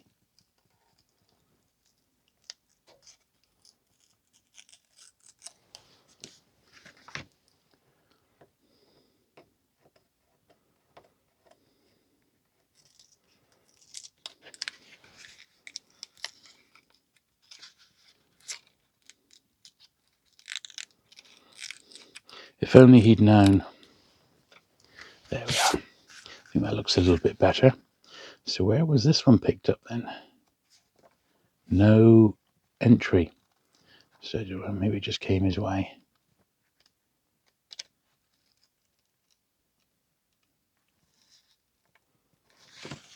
Got Royal Navy War Libraries, that's nice. 715A.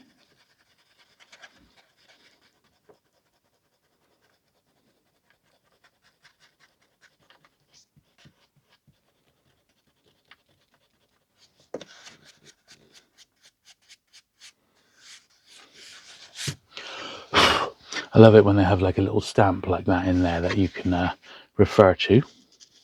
Sometimes they have like regiment, like an R or a regiment specifically, but they are, by their very nature, extremely fragile.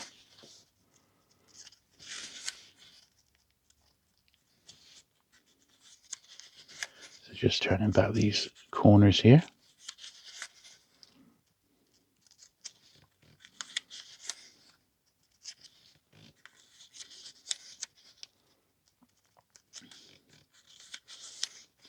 Now I think Drew, the Penguin chap, offered me this one.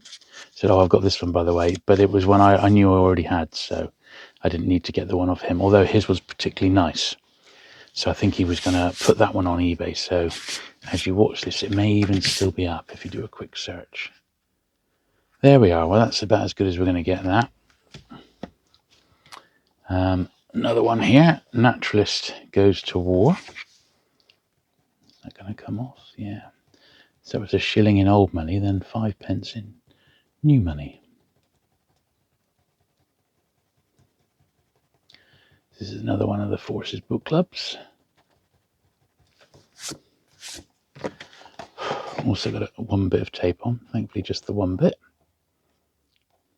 And I'll be bagging all these up before the video is out, because all my Forces book club and Egyptian and POW issues are all bagged up, just because they need the extra bit of protection, you know. There we are. And any info on this? So once again, no sign of where it was bought by Alan.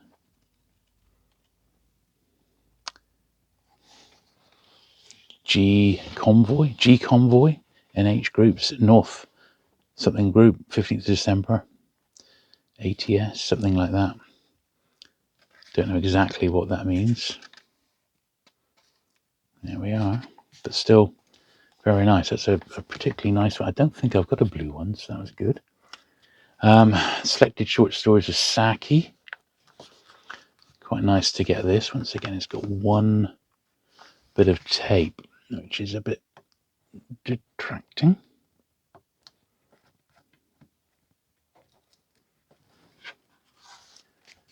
Might need to repair this slightly. Yeah.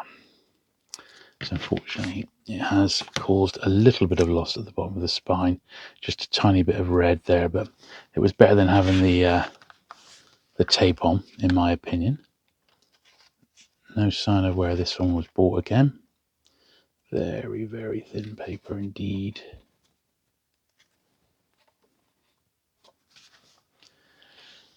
That's it. I think I'll pop a little bit of glue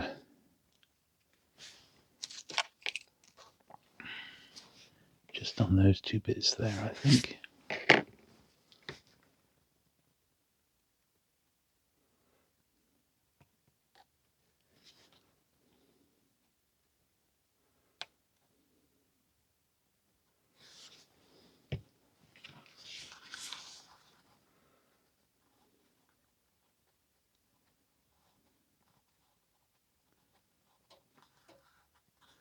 There we are. Let's save that as best we can.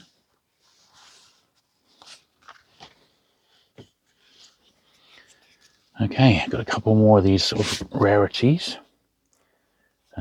This is the one I had off Drew, actually, was this one here. It was missing a bit at the top of the spine, but I gave him £30 for it, which I think was a fair price for this. Another one out of the 120, which I'll never ever complete. I'm sure I won't, not unless I get extremely lucky. And then this was the last one, which I believe is a POW release. Yeah, it's a POW. Once again, it's got the entire spine is taped, and I am somewhat reluctant to do much to it, but let's just have a go. It's sort of falling off already. You see the tape's just sort of coming up.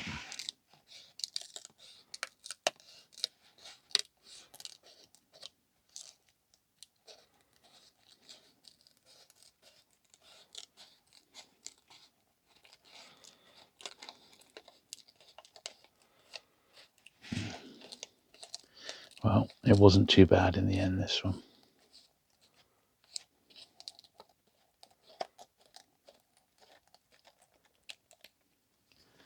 There we go. So we've had worse, haven't we? So that's actually not too bad. It's come off all right. So this one was picked up in Sidmouth on the 21st of July, 1975.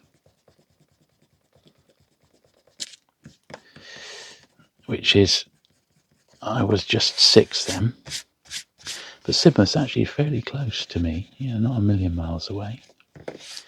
Right. There we are, a little selection. So you can see little tape marks where it's been taped up. So it's nowhere, it's not perfect by any means. But these the prisoner of war ones are, you know, potentially the scarcest ones of all. There is an awful lot of them. There really is. And these were Rebound copies from the Forces book club. So they've got a real weird sort of you know, history to them. I have actually got this one, but it's in a bound volume, which I'll probably keep as either a trading piece or as just a variation more than anything. But there we go, that's cool. Okay, so I think we'll just do the very last of these paperbacks now, because we're almost at the end of them. And then we've got some large format stuff to do. So I brought down my Puffin picture books for us to have a look through. Not my full collection, just the ones I picked up recently, which I'm going to give a clean to. And also the Things We See series. Once again, I think there's going to be lots of variations and some doubles. I've also got my run of the second series of the French Penguin books, which are going to need a bit of a clean as well. We've got about 20 of them to get through, but I thought we'd do these first, and then I give them all a brush as well. So we do these last few American ones before we get sort of any further into the affair of Faulkner here.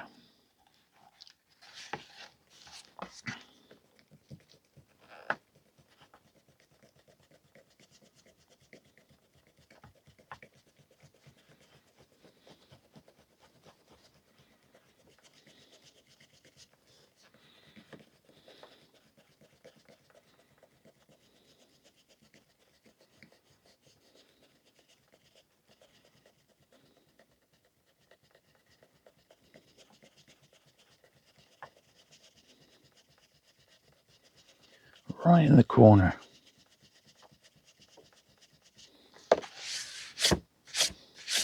And even then it's not quite off. I think sometimes Alan used a really sharpened pencil, which has made it difficult to get them out. Okay, Pal Joey, I remember they did a movie of that, didn't they? Or did Frank Sinatra just do the soundtrack? I'm sure there was a movie for Pal Joey. I can't quite remember now.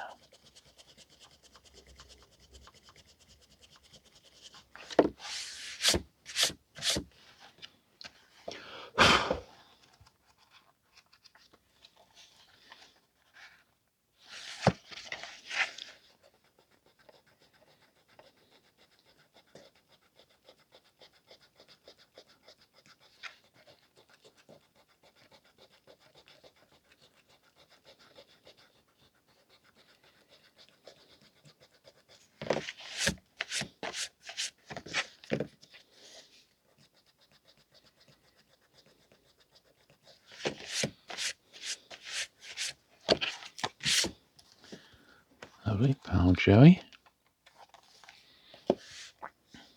The Birth and Death of the Sun, another pelican.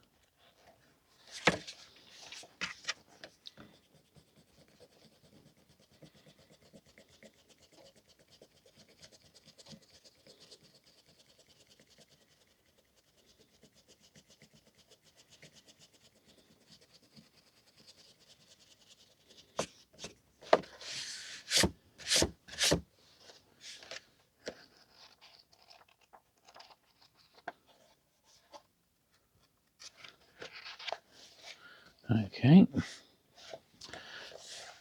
The Last Pan.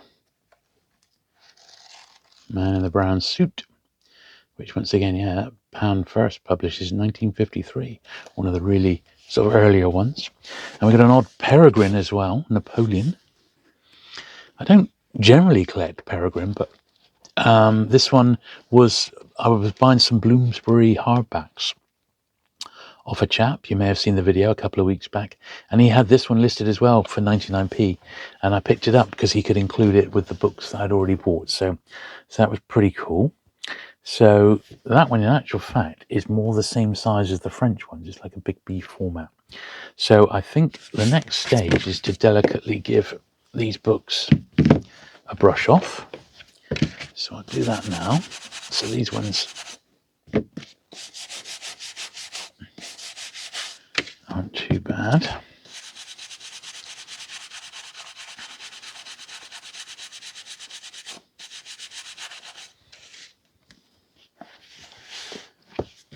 These ones are the Forces book clubs. I'll take one away there, I think.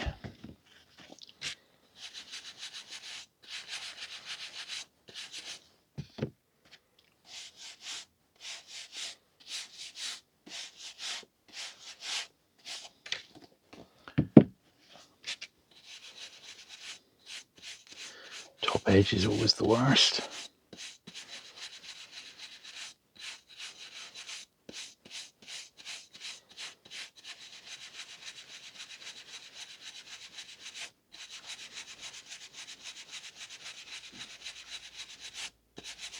Made quite a difference on those. And you do see that on the wartime books.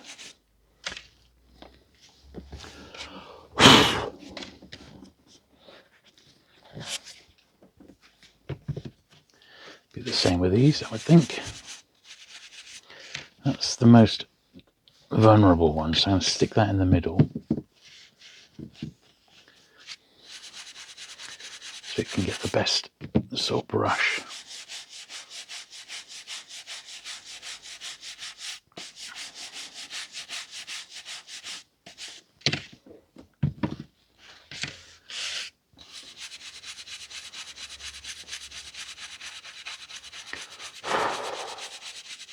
See little plumes of dust coming off these. But what a difference it makes. Aerials, let's do 4 aerials.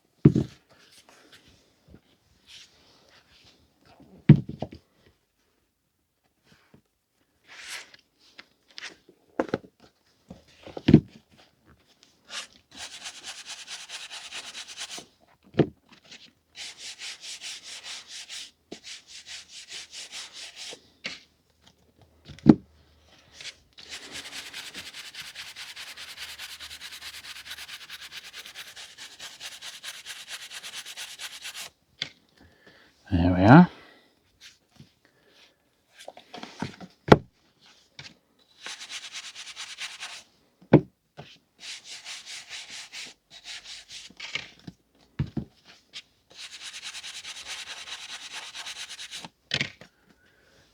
Okay.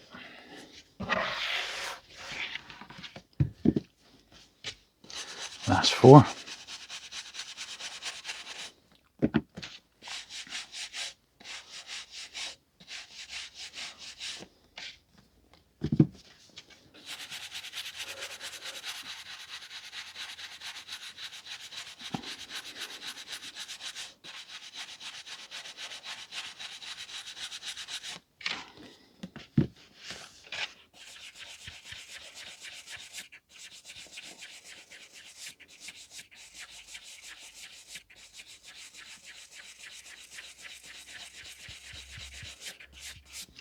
Lovely. What a mess. Anyway, that's them cleaned. So the next thing I'm going to do is bag up all the sort of rarer Forces Book Club and Prisoner of War ones that we've got here. So pretty much these should all, I think, go into the regular paperback size bags. But any that are looking slightly difficult or tricky, we shall pop in digest bags. But I think we'll be okay and be able to get most of them into these standard bags. And this is going to give them that extra level of protection that they definitely deserve due to their fragile nature, really, you know.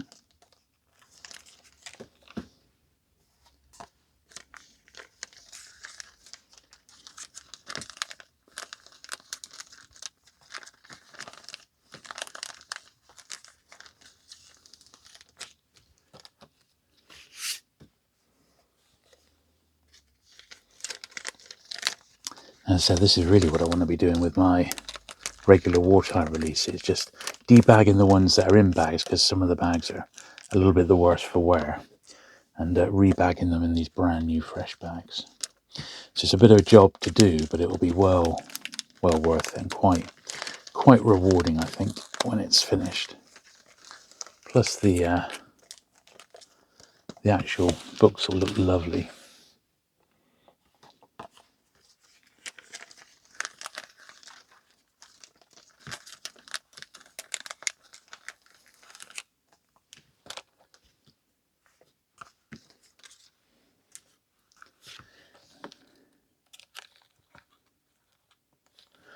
That little tape removal mark.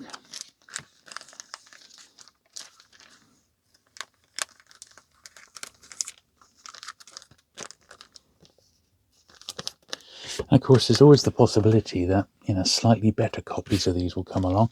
I've not done anything about trying to get better copies of the Forces Book Club books that I've got. I'm just happy to have a copy in any sort of condition, really. I know, generally speaking, I don't just try and buy every single one that turns up on the market in the hope that it might be a little bit better than the one I've already got. I just prefer to go for the ones I haven't got and leave the other ones for somebody else. But certainly some are more common than others in these Forces Book Club titles. So it just depends how it goes, doesn't it?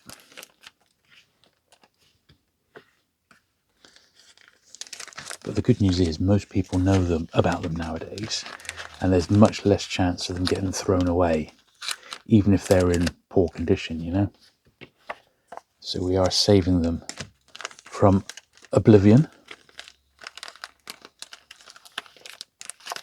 But you can just imagine a little run of these being handed in at a charity shop, and they don't really know what they are, and they just say, oh, they're old paperbacks, just bin them. It's like, no. Anyway, let's seal these up and make them look as good as possible.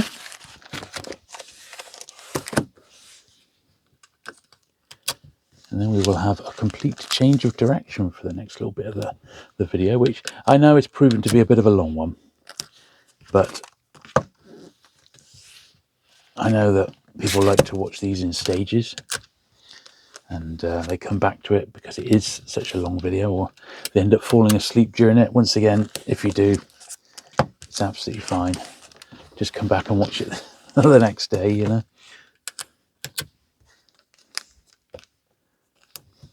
But there was some particularly rare books this time round, so I think hopefully you've found it nice and entertaining and enjoyed looking at these rarities while I've cleaned them up as best I can. That's really nice, isn't it? That's a really nice copy. They did vary. This one's really interesting with its blank back. That is very unusual indeed, that one.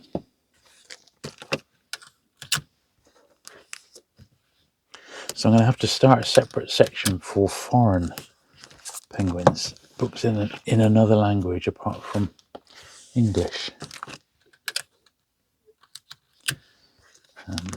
Because I've got, as I said, I've got the full run of the second series of French to do yet, plus all the picture puffins, plus the things we see. I mean, I don't know. I might need to make a bit of a judgment call to see if that's possible to do in the one video.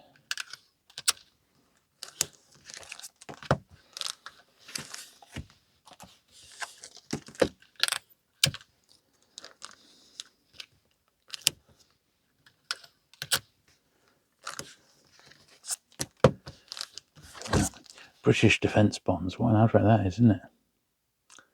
Awesome.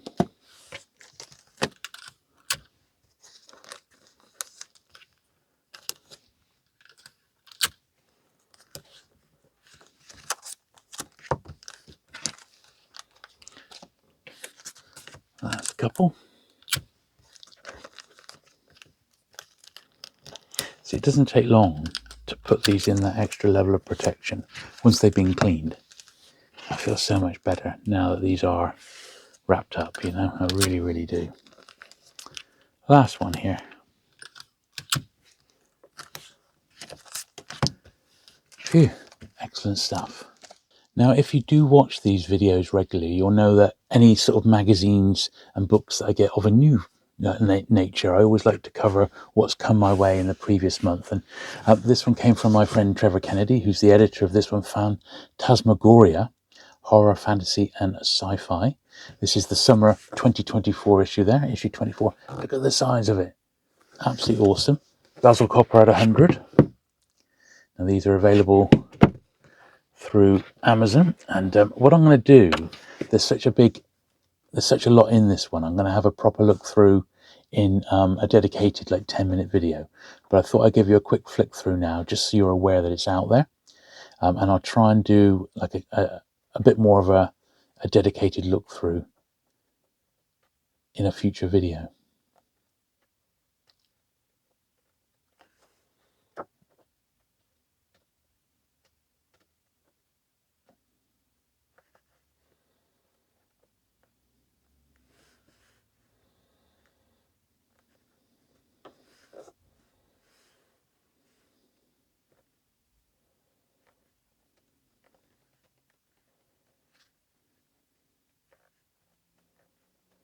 Here we are. There's plenty in here to get your teeth stuck into.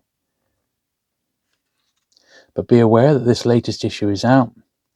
The previous issue was a celebration of Hellraiser, the Hellraiser movie franchise. Little tribute to Brian Lumley there, a really sadly missed author. When I got to know him quite well, because he lived really close, just up in Torquay, and I met him multiple times, particularly in the 90s. He did a signing in my shop as well. Really nice guy. And sadly passed away this year. But yeah, so this latest one, just to let you know, it's out, it's available from Amazon. It's an absolutely cracking read, and I will do a dedicated video, I think, of the last one, and I think I'll cover this one as well in a video in like a week or so's time. Okay, so I thought we'd just do the bit of polishing that we had to do. So we've got a couple of piles of paperbacks that need a bit of a polish, and just use my old Mr. Sheen here, and we'll get the duster nicely impregnated. Some of these are going to need a little bit more than others, but it won't take too long. And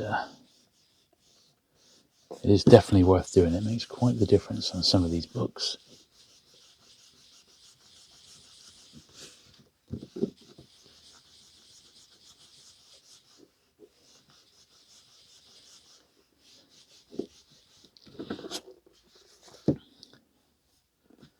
And Stephen King was pretty nice, to be honest, this one.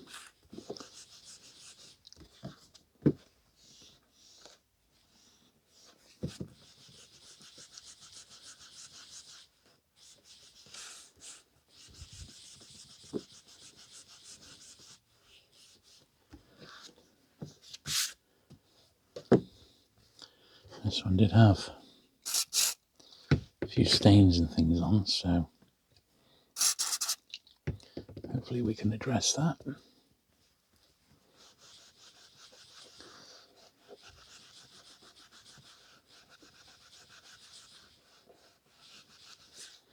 Well, not too bad, I suppose. It hasn't got it all off completely.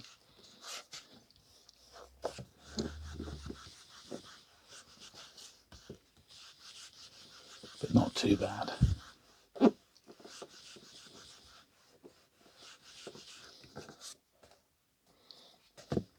Some of these will need just a cursory wipe over.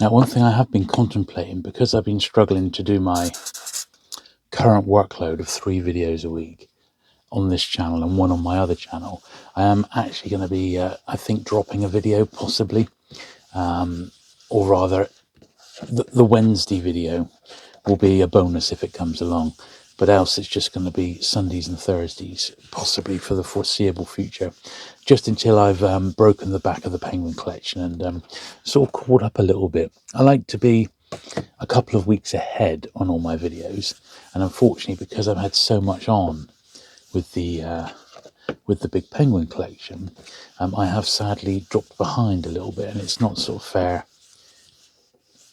And it's not healthy, in fact, to try and put myself under pressure to get videos out when it's, potentially it's not going to be possible. And I don't want really the quality to drop. So because of that, I am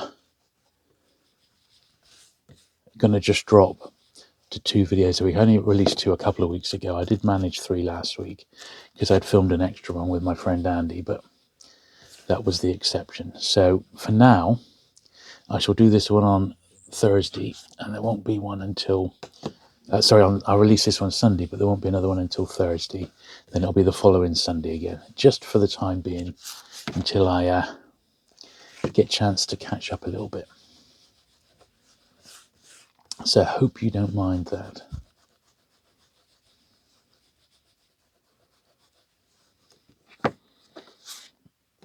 But circumstances are dictating it, I'm afraid.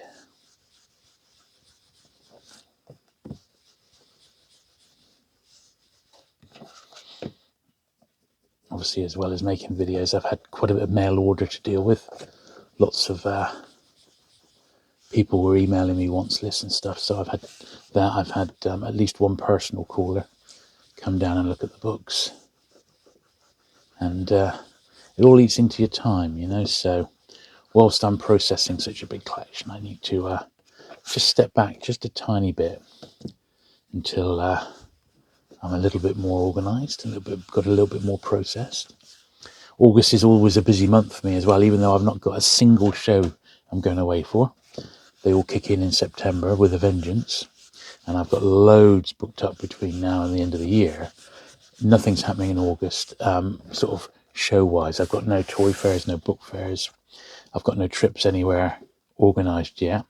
I'm hoping that my friend Dorset Bob's actually going to come down to me for a change, which will be really good, and I'm going to try and take the opportunity, there's a bit of glue needed on that one, to see if I can sit him down to have a proper interview, but similar to sort of what I did with Justin Marriott a little while back, which was really, really popular.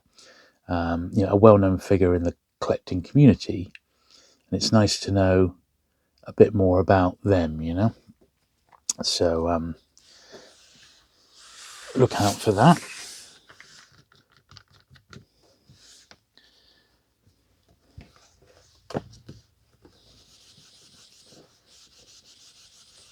But as I sit here filming today, I do know that I've still got just a touch under 2,000 books still to be processed from that collection, which is a lot.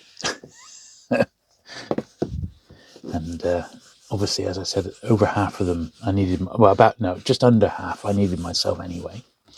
So I have to make room for that, and I can't just shove it all in the collection. The collection itself needs a bit of a shunting and organising and what have you. So it's just something that all takes time, doesn't it? So because of that, for now, 2 videos a week is probably the way to go. And I think my friend Steve, the Outlaw Bookseller, is in a similar situation. He's very, very busy, busy at work, and he's busy with other things in his life. And you have to draw some sort of line, don't you, sometimes?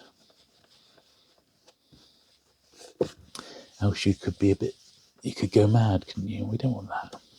We don't want any madness of the paperback collector on this channel, do we?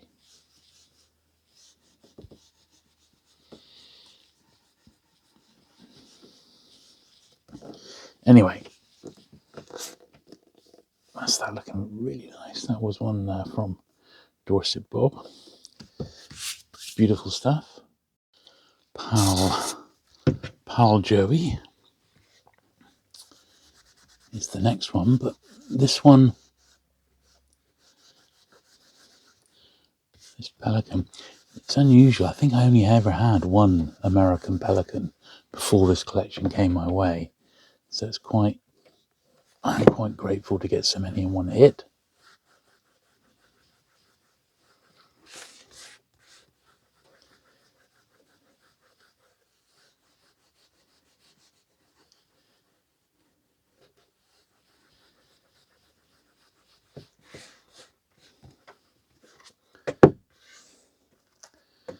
Here's Pal Joey. Sort of hear the lamination sort of buckle a little bit. But we are taking quite a lot of dirt off these, we really are.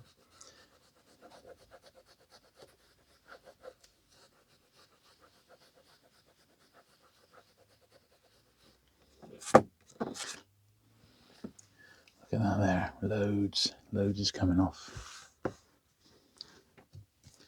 Move on to a cleaner bit of cloth now, I think.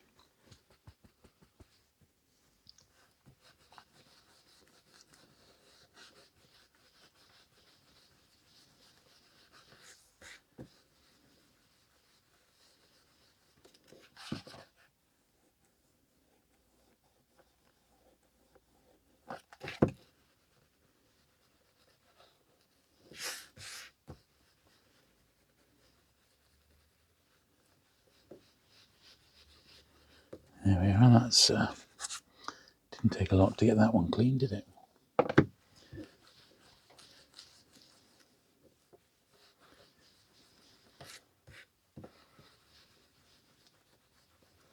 But these do clean up really, really nicely. So what I've decided to do, once we've given these the polish, I am going to call it a day for today. I did have, and I'm going to do these as a follow-up video, I did have the second series of the French penguins, and also Puffin picture books, and the things we see. So I'm going to do all of those in a second video coming up, possibly next Sunday. So it'll be like a pickups part 2 in effect. And I may also give an update about where we are with the overall collection now, with regards what's available for people if they're interested in sending me their wants list, for example, up to what point I'm sorted. Some people have already done that and have had books which have already arrived. So I'm glad to be able to start farming the collection out, the doubles at least. So that has already happened.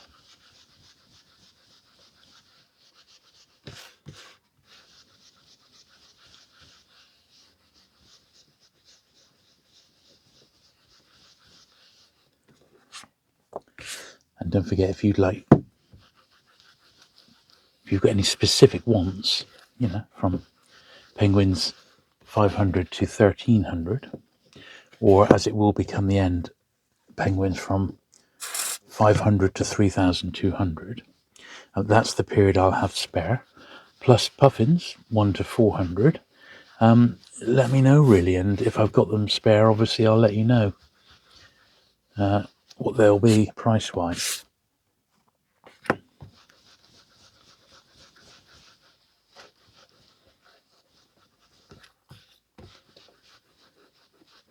You can always email me at julesburt@gmail.com, and I'll do my best to get back to you when I can. I have already sent out about 6 or 7 orders, so I've helped a few collectors already, and obviously I want to help as many as possible, not least of which because I just don't have room for all these books. I need to clear the doubles, but there is a couple of shows I'm going to be attending as a dealer. So there's one which is at the Penguin Collectors Society meeting. Now it's in Exeter in September. And then the very day after that is at All You Need Is Books' warehouse. I'm sharing a table there with Steve, the Outlaw bookseller. I'm beginning to think I may actually need to have a full table, but I don't really know. I might ship loads at the Penguin show and not need it, so I don't know. I just don't know. But anyway, that will be, if you want to actually have a look at the books, that would be a very easy way to do it. It's just see what I've got at that show.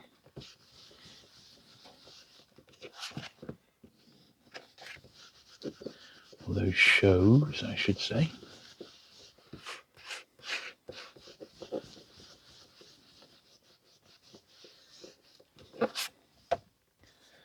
But if not, if you can't make either of those, or you're overseas, for example, outside the UK, not a problem at all. I just sent five books to Japan, you know, so I said send them all over the place.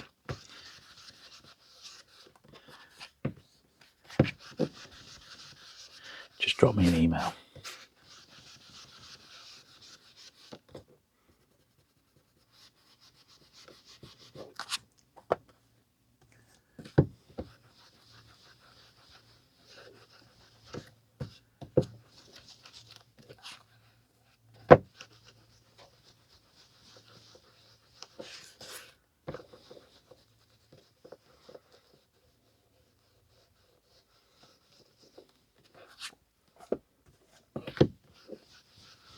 Trying to be delicate on the old lamination on these.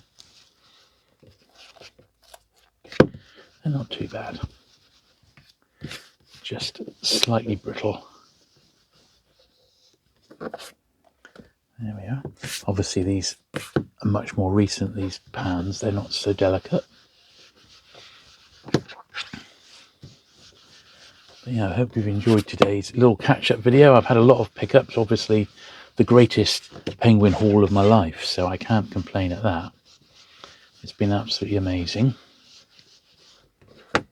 And I'm really, really pleased to have so many books come my way.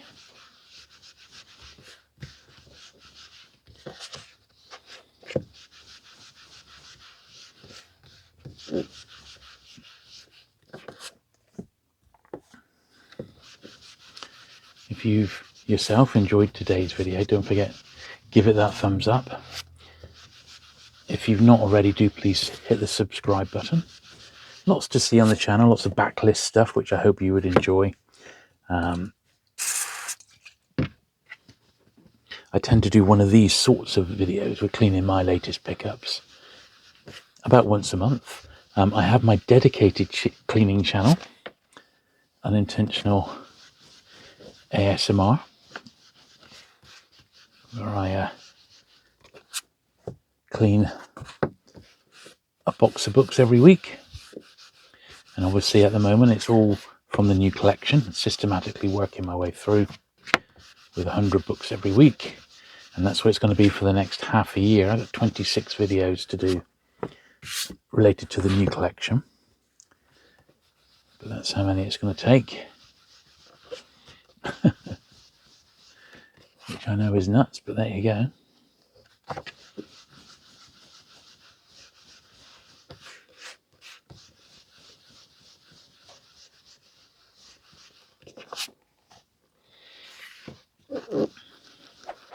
Thanks as always to my Patreon and channel members. I've had 2 new channel members and a new supporter over on Patreon in the last week or so. So I've not done updated titles yet, but they will be joining the hallowed ranks and be in all future videos.